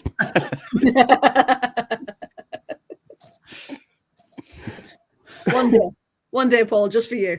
One day, just for me. It's gonna happen. It's gonna happen. I've got one I want to talk about. It wasn't a good day at the office for Scotland. They lost 4-0 on Friday, and they lost 6-1 last night to Germany. Scotland, however, after the defeat, started a lot better. And you just thought, could they do something here? Could they get something back? And they took the lead. Caroline Weir, of course, who else, finally beat Ann Katrin Berger. was a lovely little tap in to break the deadlock in the 40th minute after Kirsty Hansen, shout out to Kirsty Hansen, after her initial shot was deflected. Now, I've got a fun fact. Weir becomes only the second Scot ever to score against Germany. Oh, So there you go. Scott Gemmell, the first one. Oh, I can't think of another Scott. Scott Mills? No. Barry Scott. Barry Scott. Bang, and the goal is gone. Bang, and the clean sheet's gone. I love that advert. Now, Scotland only had 8 shots throughout the match, and most of them did come in this first half. Clearly shocked Germany with this much attack. They definitely weren't expecting it. However, they didn't keep the lead for long because Germany, of course, had, well, I don't know what they said it at half time, but they really, really stepped it up. Equaliser came 5 minutes after the restart. Julia Gwynn, lovely corner in, and Churchy converted. She then gets her brace 6 minutes later, tapped in a shot that initially hit off the crossbar. Substitute Hoffman comes up next. Her shot went straight through the legs of... Oh, I can't remember who it was. Who was playing in defence? Was it Clark? Jen Clark? Would it have been Jen Clark? It would have been Jen Clark. Possibly. Yeah. Yes. You know when you do like little notes to yourself, you're like, I'll remember what that means later. No. So went straight through the legs of the Scottish defender for 3-1. Hoffman then got her own brace 2 minutes later. Scotland by this point just really easily giving away possession and just lacked everything they had in the first half, just couldn't sustain it. And the fourth goal just really annoyingly just trickled over the line. There was hardly any power behind it whatsoever. The fifth goal, however, needs to be the new back heel that people are talking about, because the cross came in from Julie Brand out on the right, comes into Freigang, and she flicks it like backwards with her heel into the net in the 67th minute, and it was beautiful. No one, even the Scottish commentators, were really excited about it. They were like, "We're really sorry, Scotland, but that was that was a piece of art." So that was the fourth. No, it wasn't. It was the fifth. I do apologise. That was the fifth one. See, there's too many. Can't keep track. Scotland, however, were denied a penalty around the 70th minute.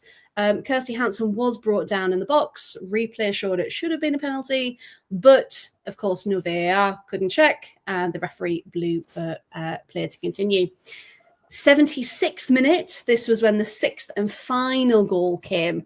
Now, not quite sure if it was a Thunder Bastard, but it was definitely a thunderous strike, curled into the top right-hand corner, and this was for Churchy to get her hat-trick for the afternoon. Scotland, unfortunately, haven't picked up any points in this campaign and are the only side in League A not to do so out of all the groups. So not a good weekend, but as we said at the beginning, new manager. So hopefully she can put some things into place. It wasn't a Thunder Bastard, always likely be. No Thunder Bastard. It was inside the area. It's not allowed. It was a great goal, but it wasn't a Thunder Bastard. Thank you for your official ruling. I never like to say until I've had the ruling. So thank you for that. So hopefully Scotland can go on to bigger and better things, but unfortunately, it wasn't the afternoon for them. I do just want to give a quick shout out before Chloe talks to us about Republic of Ireland. Quick shout out for Wales, because they've been doing incredibly. In their group stages. They got another point against Sweden. There's about 20 places between them in the official rankings, but you couldn't tell at all. No. Sweden had 25 shots compared to Wales's 5, but they just couldn't find the back of the net. Aslani, Angeldal, Ritten Canarid all missed absolute sitters. It was almost as if there was a force field around the Welsh goal, just not letting these shots in. Middleton Patel, very impressive in goal, the youngster, and saved a massive shot by Angeldal as well. Eriksson, of course, finally broke the deadlock in the 60th minute, and it was just all Sweden. Wales did grow into the game, finally found their breakthrough. 8 minutes later, Rachel Rowe broke through the middle, delivered the ball to Hannah Kane. Shout out to Hannah Kane. It's got to be Kane. Sorry. Thank you. She took the shot, beat the defenders, beat the keeper, off the post and deflected into the back of the net for 1-1. If you do get a chance to listen to the commentary, please do so, because the pure joy of everyone celebrating that Welsh goal was incredible. And speaking of supporters, 30 Welsh supporters travelled to Sweden. Nice. So there you go. And Fionn Morgan, shout out to Fionn Morgan. She was through on goal, but directed her shot right at the keeper. So Wales did have that bit of momentum, and it generally looked like they could have added a second in the second half. But it did end 1-1, and what a fantastic point for them. So yeah, Wales really, really doing some good business at the moment. And Chloe, we're going to wrap up. Oh, Danny, were you going to say something there? Oh, no, I was just going to shout out Carla Ward and Republic of Ireland getting 2 wins against Greece back to back. Just for the fact that when they were playing in Greece, I don't know if you saw the stadium, there was a massive row of flats, it looked like, on the other side of the pitch. So it's like the Greece fans could just like pop their head out the window. Like, what's going on here then? Katie. Oh, Yeah. That's what they sound like in Greece. Sound like an English gentleman. It's all those expats. Yeah. That's what it's Hello. No, and speaking of which, Chloe's going to tell us all about it. So, Republic of Ireland versus Greece. Again, Carla Ward. I'm sorry, Chloe, was that your game? Sorry, I didn't know. It's all right. Hey, we're all going to talk about it. It's all good. It's all good. Don't worry. So, yeah, Chloe, whenever you're ready. It was, to be fair, it was a good game. I'm always here for Courtney Brosnan. I generally just cannot speak about her enough. I think she's great. She's literally probably one of the best. I mean, am I being biased by saying she's one of the best goalkeepers? Probably, but she's great. It's not biased if it's true. It's not biased if it's statistically proven, because she has the second most clean sheets in the WSL. So there you go. There we go. We are proving my point. She is great. So anytime I can watch her is great. This was a double Everton, because we had Courtney Brosnan, Heather Payne, or Window as we now call her, was. If anyone missed the story last week, I found out that Katie McCabe calls Heather Payne Window because her last name is Payne, like a window pane. Yeah. So, and it's now one of my favorite things ever, being called Window. So I'm just sharing it again if anyone didn't hear it last week, because it's absolutely incredible. If they win a tournament, do you reckon she'll go out and get smashed? Hey, amazing. No, so Heather Payne was unfortunately missing through injury, but we had Courtney Brosnan for Ireland, and then we had Vetri Asari for Greece, who is obviously one of our incredible midfielders, and I quite like watching her play. But yeah, Katie McCabe didn't start because she had a niggle in her calf, which is why it's why they say she was missing for a second game, but she actually got a yellow card, so she was suspended. She had a niggle with her calf. She was just angry with it. She was fighting. Yeah. She just decided to kick somebody. Yes. Like, Had a niggle with a calf. That's what happened on the way to the ground. She saw a little- yes. Yes. she just beat up a cow. Yeah. She had an argument with a cow on the way to the stadium. So she did not start this game, but that didn't really matter. But she set up the second goal perfectly when she crossed to Jan Kernan, and there was the keeper produced an absolute fine save at that point. Jessie Stapleton looped in a near post header for Ireland's third goal, and can I just add that loop round was incredible. What else have I written? I don't know what. Oh, Amber Barrett got 50 caps, but as well as getting 50 caps, she also got the fourth goal. which again, it's just what Kira Walsh could take notes about scoring on a monumental cap. Amber Barrett 50 caps, adding a goal. We should take notes, people, about this is how we celebrate our caps.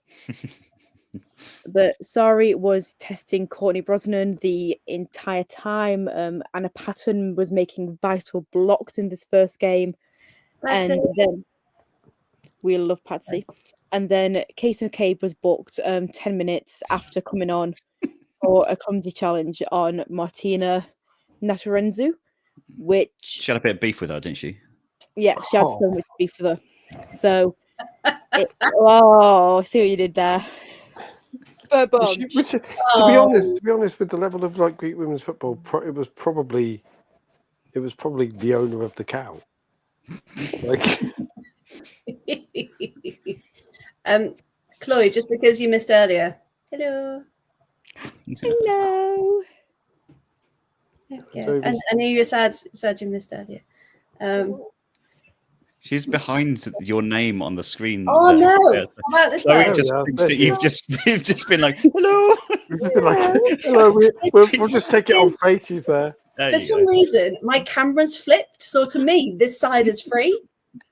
It just looked like you were just saying you missed saying hello earlier. Did I say hello? I just say hello. But yeah. Okay. How about now? Yay. There we go. Yeah, hello. Do we reckon Arsenal fans are claiming that actually the cow was clearly biased against Katie McCabe, and it was like big cattle? So that was the first game. They won. I've still got another game to go. We're just showing about cows now. In which Katie McCabe punches a horse. And just goes through all McDonald's and just like Katie McCabe. And on that farm, she punched a cow. Katie yeah. There we go. McCabe's farm. Old McCabe had a cow. There she is. Don't punch a cow, man. Just hold my phone up. There's a punch here and a punch there. Here a punch, here a punch. That's the face of someone who would have no compunction punching cattle, isn't it? Like, She two-footed a chicken. So, second game, we're in Ireland, at Tallaght Stadium. Katie McCabe was missing suspension, 2 yellows, and also a calf injury. No actual were harmed.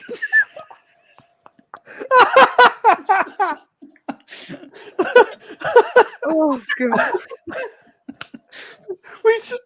That was the payoff. We were setting that up. We were setting that joke up for the past 5 minutes without even realising it. She's just turned up to the dressing room with a calf under her arm. Oh. I'm wheezing. I don't know. I'm going to get through this. It's all right. Someone in Greece has got some magic beans. They're fine.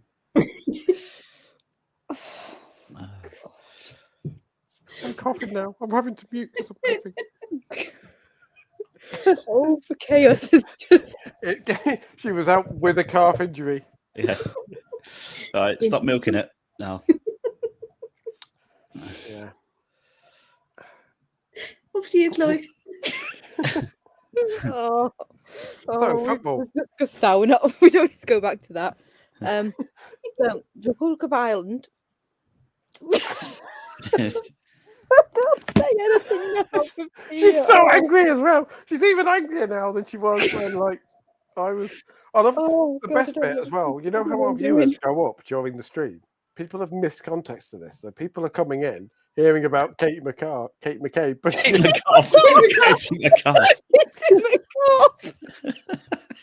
Katie McCabe punching a cave. So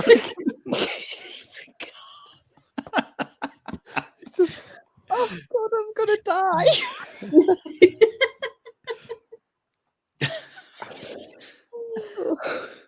Oh, if it's a bad tackle from a cow, are you 4-footed? No. Two-footed. Or is it two-footers? Two hoovers. I mean, to be fair, be fair, Katie was right to punch the calf because it had two-footed two people at the same time. Different directions. Different directions. Katie McCalf. Oh, Katie McCalf is brilliant. Oh, God. Okay, so Tony, basically the short version is that Katie McKay punched a cow in Greece and was therefore not playing. And apparently the calf injury only caught up with her in the return leg, presumably because she knocked the cow out and it only woke up when she got back to Ireland. It only had 2 legs left. Oh. So, Islands. I'm trying to get. No, Guys, football. I've written This is just going to be 20 minutes of. This is like that test match special clip, isn't it? Of the guy who just failed to get his leg over, and then they just laugh for 5 or 6 minutes and can't keep going. This is Chloe's version of that. Cows. Katie McCalf. I like Katie McCalf. the game's gone. I mean, yeah, honestly, if you get suspended for punching a cow, the game's gone. Frankly, If anyone wants to know what I've written in these notes, I've written Anna Patten headed home a second goal 5 minutes out of half, and then underneath, I've not even finished a sentence. I've just written Taluk Stadium, but the actual there's no sentence finished. I've literally just written the name of the stadium. So that's Did Rosie write your notes for you? Is that what it's no, I've got I've got very good notes but I've literally just got the name of the stadium, but written how to pronounce it, like the phonetics, how to say it. Hey, that's dedication. Talent Stadium is amazing because they pretend they've got 4 stands, but really they've got 3 stands and put a roof on a hill. Like if you look at a picture of it, it's amazing because it appears to have 3 stands and then there's just a roof on a hill at the other end. Which is obviously the lesser known Arthur Miller play. There you go. Bit of culture. Okay, so I'll try and go through it as quick as I can because I feel must be like whiplash on this podcast, don't we? Right, yes, Chloe, go. There was some football. So, Leanne Kernan of Liverpool, we all know she's great. She was awarded a penalty, and Amber Barrett, 50th cap, calmly scored the penalty. It was great. We love to see. Megan Campbell is very, very well known for her throw-ins. They're amazing. She was fuming at Walton Hall because she just couldn't get that width to throw it in. She was like looking around going, where can I, when she played for Everton, miss her daily. So glad I got to witness one of those throw-ins in person because it's just superb. She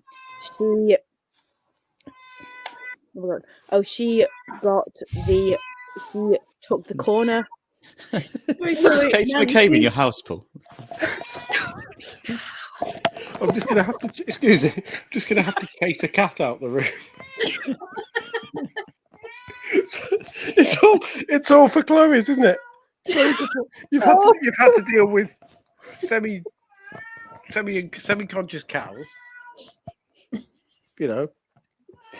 GCH. Go on, Nancy. GCH, grievous cow harm. And there she goes. She's just yelling at me. So Megan Campbell's corner was directly headed to Patsy Anna Patten, who headed the corner in 5 minutes after the restart. I'm out of breath from laughing. This is literally not going very, very well.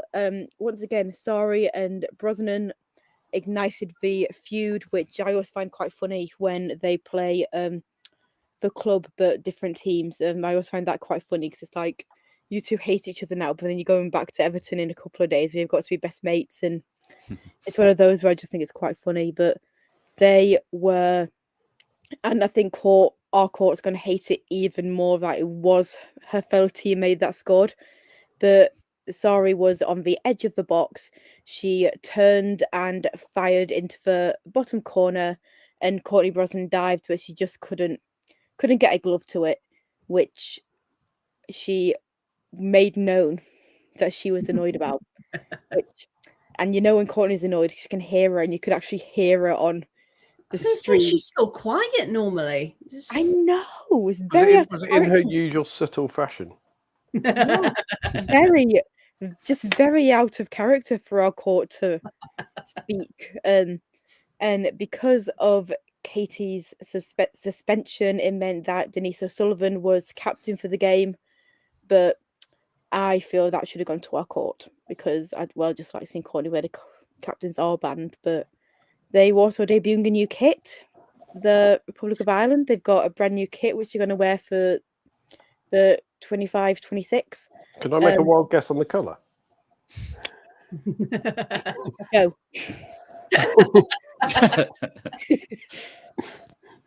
Was it green by any chance? No. No, Yeah. it wasn't green. So white was with green.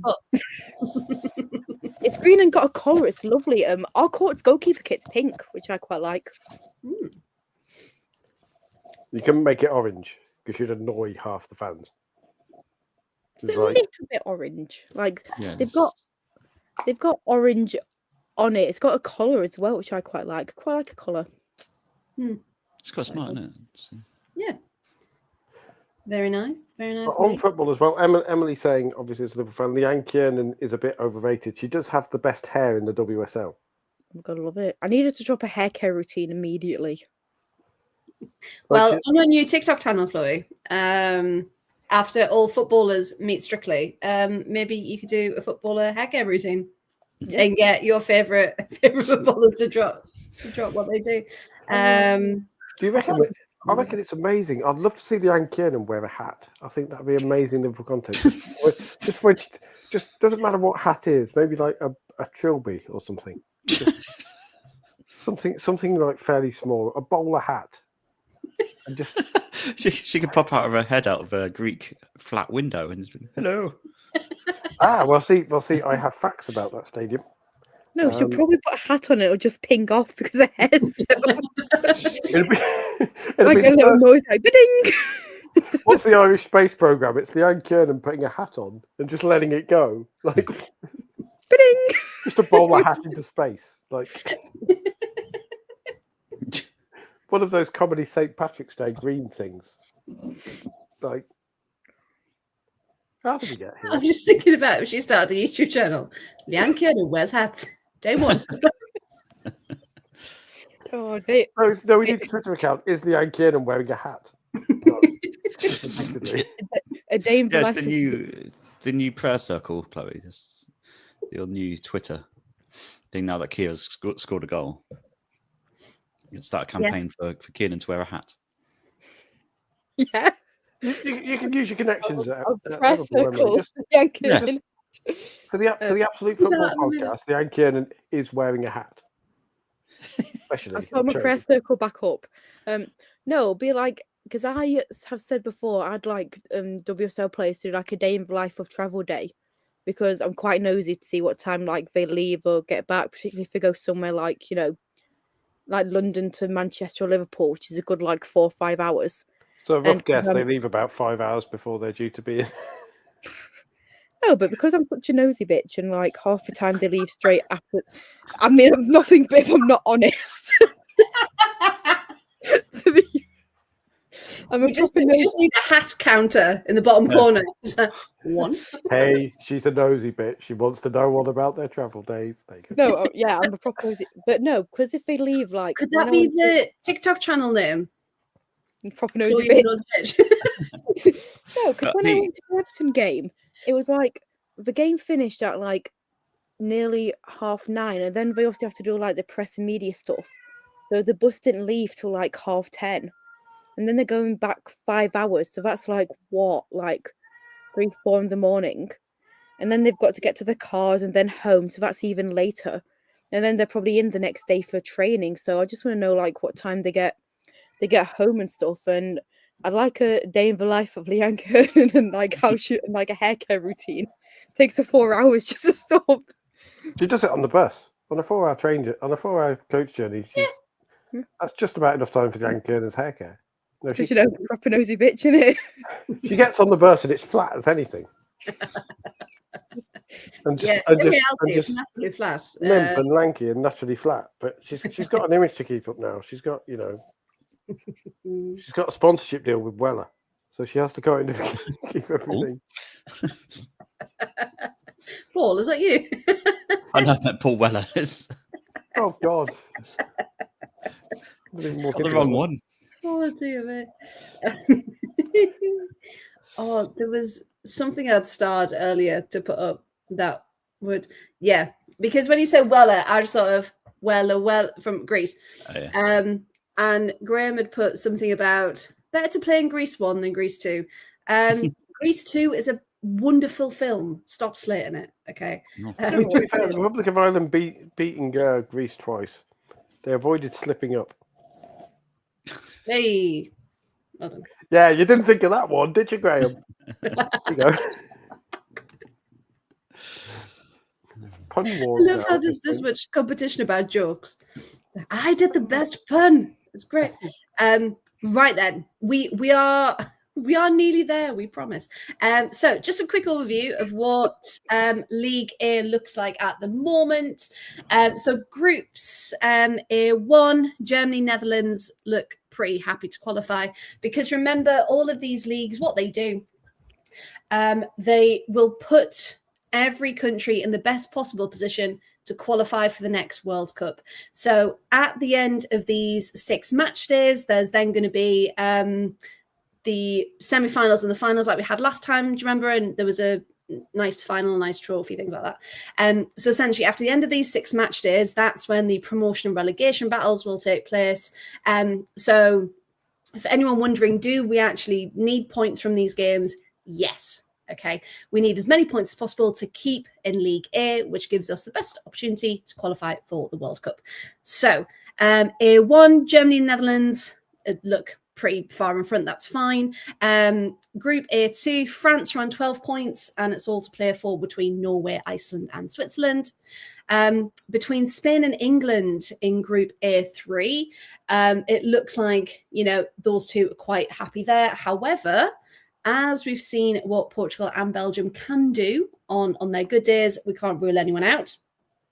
Group A4, again, all to play for between Sweden, Italy and Denmark on 8, 6 and 6 points respectively. Wales, unfortunately, are playing really well, but they've only managed to pick up 2 points. However, 2 match days left. So that's how it's looking in Group A. I'll just quickly run through B and C. So we've got Slovenia topping Group B, Group 2. Poland topping Group 1. Serbia topping Group 3. And the Ukraine topping Group 4. All of those have got 3 points in hand. They're quite far in front. In League C, we've got Slovakia leading Group 1. Malta leading Group 2. Group 3, our friends Luxembourg are leading the pack there. Group 4, Montenegro and Azerbaijan are both on 5 points. Lithuania on nothing. Group 5, Israel are out in front, 7 points compared to Bulgaria's 2 and Estonia's 1. And Group 6, Latvia and Kosovo both have 6 points, with North Macedonia still on 0. So remember, groups 4, 5, and 6 only have 3 teams in each rather than the 4. There we go. So all to play for pretty much in all of the League A groups there then. So there we go. Right. So that is our international roundup done. Anyone got any other comments before we move on to the weekend? USA losing to Brazil. Oh, yeah. Oh, yeah. Go on then. Talk about that. Basically, it's a very, very short version. It was played last night, our time. Well, very early this morning. And Kat Macario scoring after 1 minute to put the USA into the lead. Then Caroline doing what Caroline does and equalising after 24 minutes. And Amanda scoring in the 95th minute, Amanda Gutierrez. And this actually, as you'd expect from a game like this, was a heck of a game to watch. The USA had 18 shots, Brazil had 19. Oh. 7-5 on targets in favour of Brazil. And it's one of those games you look at it and go, because the US team possibly wasn't quite full strength. Like it didn't have any of the triple espresso line. And some of it looked a bit off, but still to lose the USA national team to lose at home. Brazil will definitely take that in 100%, yeah. San Jose, California. And it's one of those games where you think, And then of course, in best head loss, Iceland 3, Switzerland 3. Yes. As well. Where Switzerland were 3-0 up at half time. Were they 3-1 up? It's always fun working things out. I think they were 3-1 up. 2-1 half time, but then they went 3-1 up just after. But it looks fair. Was it 2-1? Oh yeah, because the first goal for Iceland was in injury time, and So 2-1 at half time, 3-1 up immediately afterwards. And then Carolina Lea Vilhelmsdottir, which is a really fun name to say, getting a hat-trick for Iceland to make it 3-3. And Iceland are one of those teams. Do you remember the Euros and everyone got really excited about the men's Icelandic team, and then the women played, and everybody went, "Hey, the Icelandic women are really actually quite fun as well to watch." Yes. And they have, and it's every time I get right. I'm going to find her now. Every time I get her first name, but not her second name. The forward who absolutely yeets it. Svindis Jonsdottir, there you go. Who plays for Wolfsburg and became famous mainly because she was like a Viking Megan Campbell. Like she launched it. What a comparison! And it's really weird to have a forward take attacking throw-ins, but because she just absolutely launches them. And at least one of Vilhelmsdottir's goals came courtesy of a long throw, which is classic Iceland. And they're just one of those teams that I always, for some reason, I always look out for Iceland's results just to see if they keep doing that plucky little country that could thing. Well, when they played Canada in the last international break, I think Canada were the first team that had stopped them from scoring in like over a year or something. So it was something like a record like that, because they were just so consistent and getting clinical in front of goal. And I think, again, because they're a smaller nation that aren't being talked about, I think a lot of people underestimate them, but it just shows you all of these games are available. Pick a random one and go look for, what happened, because you never know when you might find like a country that are doing really well, but just underrepresented, or a player, or and that's exactly what Iceland have done. They've got a fantastic result, didn't they? Again, speaking of players, Lara Prešnica, again, finding a goal in this international break for Slovenia. What a player. The amount of talent in the Bundesliga is absolutely insane. When you think of the amount of talent that comes out of the Frauen Bundesliga and only gets noticed when it comes out of the Frauen Bundesliga, like Eva Pajor, for example. Yes. Who everyone has actually decided now collectively is good, even though she's been the deadliest finisher in Europe for the past few years. After Barcelona, yeah. It's a shame. It's like, no, a player. Yes, of course, if you're surrounded by fantastic players, and you will up your game, but some people are good on a team that isn't given the coverage. So yeah, absolutely. I love looking through all of the scores. Just seeing. Shout out the Faroe Islands as well, by the way. They're second in their yes. Group. That's amazing. Like 3 wins on a bounce. They're 3 points off the top of Slovakia. So almost at the top of the pyramid. So nearly going for promotion as well. Love it. Love to see it. Yeah.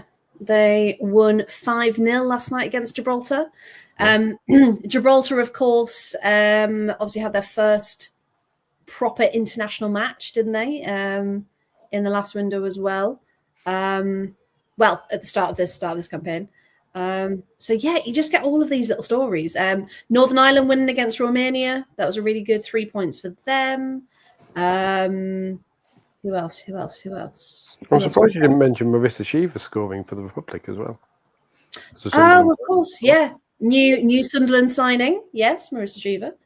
It was really good, her as well. Incredibly happy with her scoring. Yeah, hopefully she can bring that back. Bring that back to the northeast. Who else? Italy winning 3-0 over Denmark. That was a really good showing as well. We've mentioned Sweden, Wales. Japan again, by the way. Japan hammering Colombia 6-1. We talked about them before, I think, a couple of weeks ago. Yeah. They're ones to watch for sure over the next couple of years. Another brilliant performance from them. Oh, I could ramble about Japan for another half hour. And that's a different podcast, but yes. The way they work together is incredible. Yeah. Yes. That clinicality of what they do is incredible. And Zambia beating Uzbekistan 4-3. So there we go. Can we also call out that Zambia did that without their US-based players who didn't travel because they were incredibly worried that they wouldn't actually get back into the US, and I believe at least two of them, so Banda and Kudananji, there was a worry they wouldn't get back into the US because their passports would be questioned and their gender would be questioned by the Board of Immigration Control. Yeah. And this is the country that's going to hold the World Cup, and it's just... Yeah. And the fact that they have those concerns when they are working there, living there, like that is their home for all intents and purposes. And you just think, what kind of world where they're having to really think that that's a real possibility, that's going to happen. This is the point where if they won't do it, because obviously it is Jill Ellis who is the person who's supposed to be responsible for that, for women's football, and she's American, so she's not going to cut off her nose to spite her face. But if they wanted to make a statement about women's football and political treatment of certain women's football players and a wider society climate, they should just pull the World Cup from the Women's World Cup, certainly from the USA, and go, right, okay, we'll play it in Canada and Mexico and not host it in any US stadiums. Yeah, until you can prove you're a nation that truly supports women's football and treats all players with the respect they deserve. It's certainly it won't happen, but you'd think, the consequences, there should be some, because no one should ever be made to feel like that, should they? So again, another important point that we wanted to bring up there, because it should never ever come to that at all. Okay, so hard to segue from that. The last couple of things we're going to talk about really quickly, then we will let everyone go. This weekend there is one championship match, just the single one, and this is Newcastle versus Blackburn. Blackburn, of course, will be wanting something to get away from Portsmouth. Again, Portsmouth incredibly now just 2 points behind Blackburn after their good run of form. Newcastle, though, at home, Beth Lumsden being nominated for Player of the Month. We know how well they have been doing and have performed. Anyone got any thoughts, predictions for this one? Newcastle, Blackburn. I think Newcastle will win that fairly comfortably. Yeah. Blackburn will be safe. I think they'll be fine. And I think Newcastle. I think they've done just about enough to stay up. I just can't see Sheffield United getting enough points to catch them up. So that'll be right. Did we see, by the way, speaking of Sheffield United, that the inquest into Maddie Cusack has been postponed indefinitely again? Oh, has it? As well, because I was looking and I thought it must be getting close to it because it was early April, and so I did a quick search, and apparently at the end of March, it was announced that the hearing dates, which was supposed to be the 16th and 17th, so next week, have now been moved with no explanation why, which makes me wonder if there is more stuff going on with the FA behind the scenes, and Sheffield United trying to get themselves out of a very deep hole with what will be revealed with this. It's not looking good at all for them, is it? Which, rightly so. Whatever needs to come out, then needs to see the light of day, doesn't it? So this, never happens again. So yes, so again, not looking good for Sheffield United at the bottom of the Championship. No WSL, however, we've got FA Cup semi-finals. We've already got some predictions in the chat. Emily, of course, Liverpool fan. Chelsea 1, Liverpool 2, living the dream. And she also predicts Man United 2, Man City 1. So yeah, what do we think? Who do we think could be the winners of these matchups?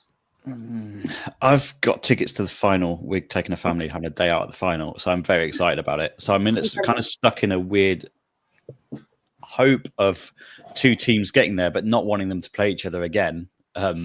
But I want to see, because there's players I haven't seen in person play live, and I think it'd be amazing to go and to see them live, like the likes of Erin Cuthbert. I want to see live, Bunny Shaw and Viv, of course. Never seen them yet. So I would like, personally, a Chelsea-Man City final. I don't think everyone else does. I think they're sick of it now. I don't really want to see Mark Skinner, if I'm honest, in person. He probably doesn't want to see me either. Shame. I was going to say, shame. He speaks highly of you. He does. Yeah, Tony, I don't think anyone does. Yeah, Tony, no one wants it. This is a weird situation because they're both at the home stadiums, right? At Chelsea and at Man City. They're not neutral grounds. No. Still find that a bit weird for a semi-final. But I think it might well end up that way. Chelsea, Man City. I think City might edge out Man United and I just can't see why would Liverpool beat Chelsea in a semi-final. No. I'd like to be proven. I'd love to see Liverpool. I mean, this is coming from me. Can I just add? I'd like me. I'd love to see Liverpool win. I mean, Chelsea. I'd love to, but I just don't see it's going to happen. I don't think it will happen. But don't forget, Chelsea also have a massive injury list as well. Coming off the back of internationals and obviously like a tough game trek, but I think it might be. Yeah, I think I agree with Danny. I think it'll be Chelsea City, but again, coming from me, I'd love to see Liverpool just cause a cup set and just sneak in. Yeah, I really want Liverpool to do it. I know the odds are against them, but if they can just play without any hesitations or restrictions and just completely go for it, I think. Poor Leanne Kiernan's though, she's reeling off the fact that she's just seen a calf get kicked to death on the international break. So whether she'll be in a right mental state, getting over this, I'm just gonna. She might not be in the right place to play. If I'm honest. I mean, technically, Liverpool have 12 players on the pitch because they have Leanne Kiernan and her hair, which counts. And her hat. Don't forget that. I would. I'm just glad Anne-Catherine Berger's not around anymore, else she might just get even more. That took a second. Oh, that's. I mean, time for bed.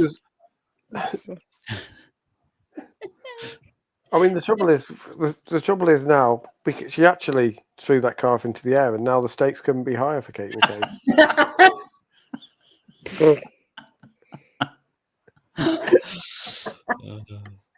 Oh, I laughed a lot more loudly than I should have at that. I'm so proud of that one. You should be. You definitely should be. Okay, so are we saying, reality, it's looking like Chelsea City again, unfortunately? Or do we think... Yeah, I think so. I don't know. You never know. You never know. I just think Chelsea, especially in a cup semi-final situation, is very tough to beat. If it was one of the earlier rounds, maybe, but I feel like at this point they just go into full robot mode and destroy people. But you can never tell. I hope I'm wrong. Maybe it's Liverpool. But...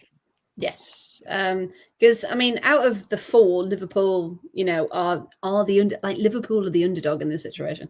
So yeah, I'd love to see them do it. They're arguably by far the most likeable team, followed by Chelsea, followed by Man City, followed by Man United. I think a lot of people are rooting for Liverpool. Just looking at the chat, a lot of people are really hoping they can do it. So. Ideally, Chelsea Liverpool will be the final because you'd have the best team versus the underdog. Yeah. So yeah, I mean, everyone's got injuries. We said, it's that time of the season, isn't it, where people are picking up all of these types of injuries to all of their animals, and they just need to see who they've got on the bench and see who we can how they can move forward. So yeah, people will be tired as well, but can we really factor that in? Can Man City play win up front if necessary, or will she be cup tied as half Arsenal, half Man City? Just Viv Meador and her dog up front, but literally. I was going to say Win's the Arsenal dog. I love Win. Win is very adorable. Can we get Win on the pitch? Like, can she steal the ball? Steal the ball so the car do it. Yeah. Sneak her in. Like, surely they've all got their own friends with some of the Chelsea girls, and chances are a lot of like the London players will go watch the game because something to do in it. Can we not just get one of the dogs to steal the ball? Well, that's the thing. Tony said, well, will Millie Turner's dog Pongo play? Pongo versus Van Havermaet, height-wise would be incredible. That's a proper northern dog name, isn't it? Pongo. Pongo's huge. Like, did you see the photos where you were signing Ella Toon's name? I didn't realise I knew dogs could be big, but I wasn't expecting the picture at all. That photo, but the photo where the dog is sat on Ella Toon's knee is quite hilarious. That's Freya's second big biology fact. First biology fact was that one that we took the big out of, but I can't remember. Gone well. Dogs can be big. There you go. The wording was, I knew dogs could be big, but I wasn't expecting them to be that big. There was no doubt. There was just... Anyway, Tony said, to quote Ella Toon, he's a horse. If he was a horse, they can't play Arsenal. They can't take him to Arsenal games because Kate McCabe would punch him. Oh, gang! I've just found the best photo of Leanne Kernan. Is she wearing a hat? Yes, and she's with a cow.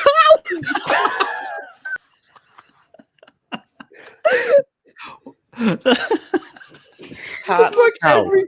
Bingo. It's like everything we needed and more. Bingo.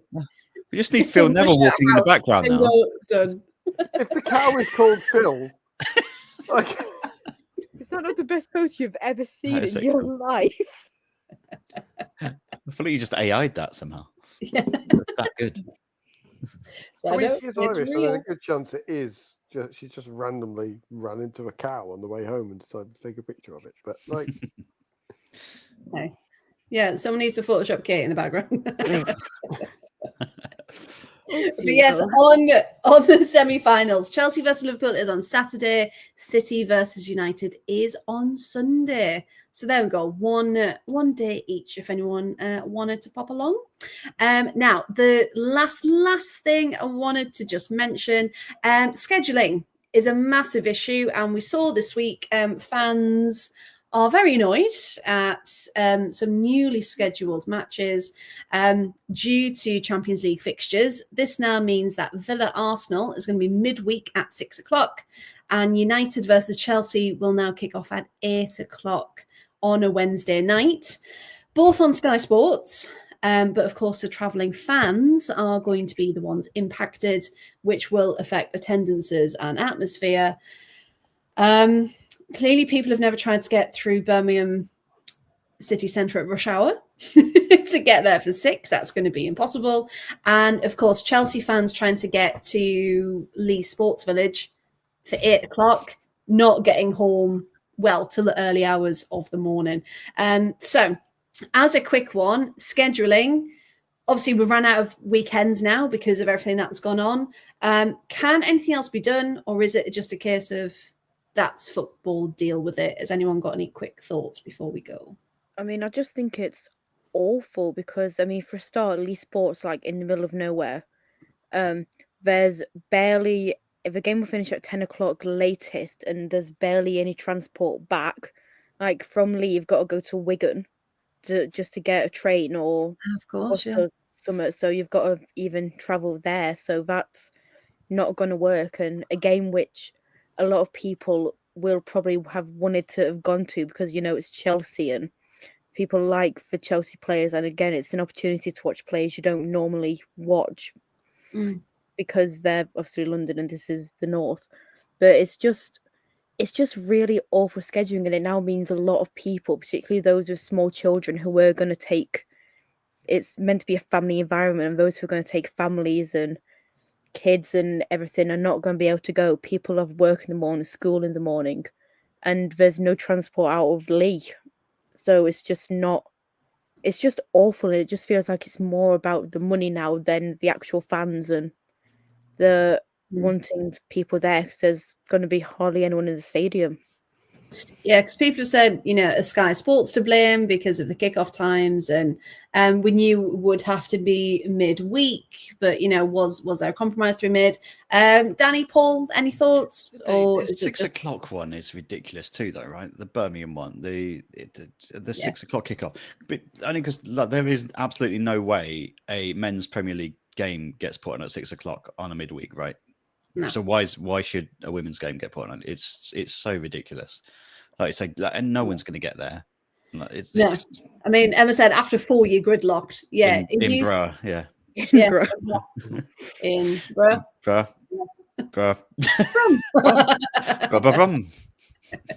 yeah. It used to take me about 2 hours to drive 11 miles when I worked there, because it was insane. You just couldn't move at all. And obviously people traveling in, yes, if you can get public transport, brilliant, but you know, it's actually still getting there, isn't it? At that time of night. So yeah, you're right. They wouldn't do it for the men. So why do it for the women? We were still impressed it was at Villa Park, though. A lot of us thought, oh, we're going to get shoved at the Bescot. Even more transport issues.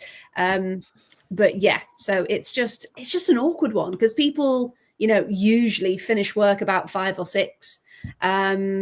So how do you do that? A lot of us had hospitality for that game as well. So we're now currently trying to find out if we can actually get that refunded or even, you know, given to another match, because it's technically not our fault that it's, you know, been moved. So we're currently working on that with Villa. So I'll keep you posted on that. Or else that's a lot of money. A lot of money gone. Yeah, Paul, have you got any final thoughts on this one? I just think it's a shame how quick TV is already clearly winning, and more important than people actually wanting to watch the game. Yeah, because it's a worse product. If the stands are 3/4 empty, it's a worse product, and they can post all the fluff about this game got X million viewers. And the viewer growth has been 57% or whatever else. But anyone tuning in to the first time to that 6 o'clock game, to a game that nobody has been able to get to because they've had to drive through England's second biggest city at rush hour, is insane. And then they'll wonder why people are consider women's football as not a serious sport, and always make the jokes about low attendances. It's like, make it, you know, the fans are the ones, you know, keeping this going and the lifeline of a lot of it. So just make it accessible, make it easier, and especially that 8:00 kickoff for the traveling fans. It's just it's going to be awful. At least make sure like a coach is running or a shuttle bus or something, so there are options for the fans. But yeah, at the minute it's just a bit of a tough one. It's like, how do you market it? At what point do you market it with? Oh, it's a great atmosphere here. No, it isn't, because we can see the stadium's mostly empty.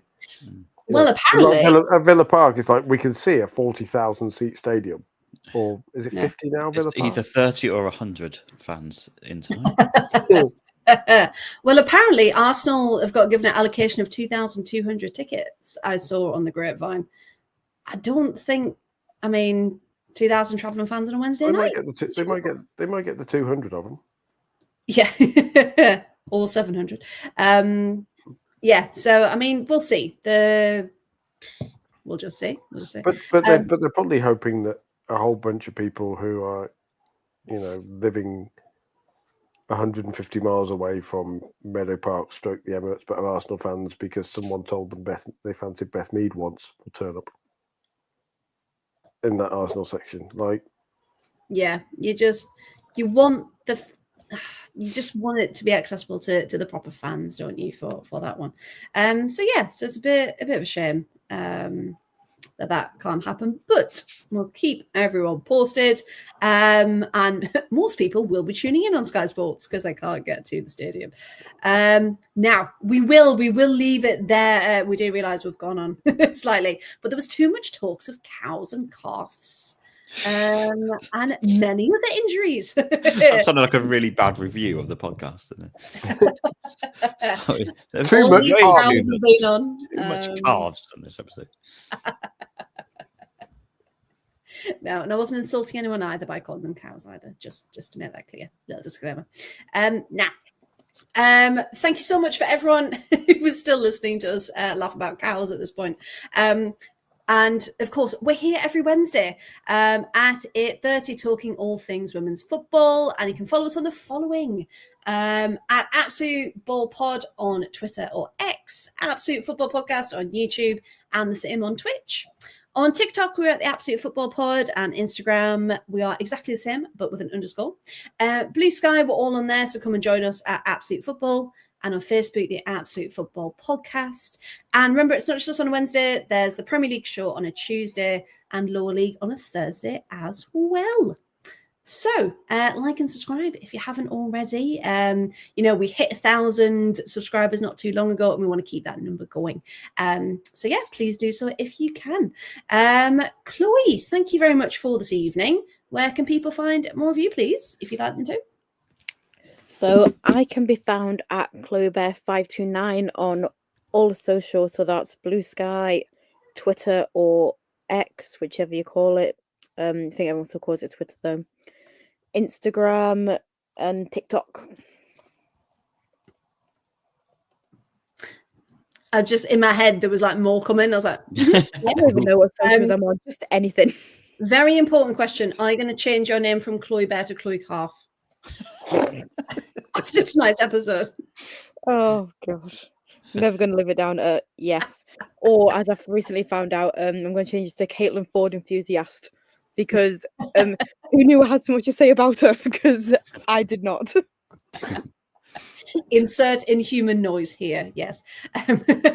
And Danny, thank you as always. Where can people find more of you, please?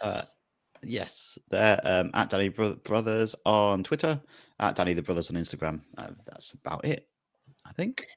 Amazing, thank you. And finally, Paul, thank you very much. Where can people find more of you, please? You can find me, if I can remember. Yes, I actually pointed right first time. Hey, well done. And thank you, Chris, because obviously everyone else. Best album, by the way, is The Poison. But yes, and I somehow pointed the wrong way then when I looked away, and then pointed back again. Yes, you can see it. I was pointing at the reference as well.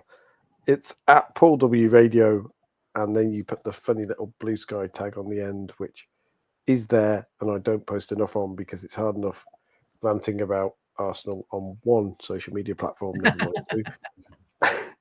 You've got to do it on all of them, absolutely. Karen Hills has followed Graham on Twitter. Oh, nice little shout out there. If you want to put a good Karen word Hills in, follows him, but it's Ritesh Mishra who does all the tweeting. That's a chart joke that Graham will appreciate. About the chart management team. well, Graham, if you tweet some nice things about the pod, maybe there's a future little interview in there. And if you'd like to see more of me, I'm at T4T Writes across most things. Type in and see if you can find me. Sounds a bit like a challenge, doesn't it? But I'll be there across all platforms. Now we will leave it there. We'll let everyone go to bed. So thank you so much to everyone for watching, listening, subscribing, and coming back as part of Team Chaos. And we will be back at the same time next Wednesday, 8:30, and we'll see you then. So good evening and goodbye.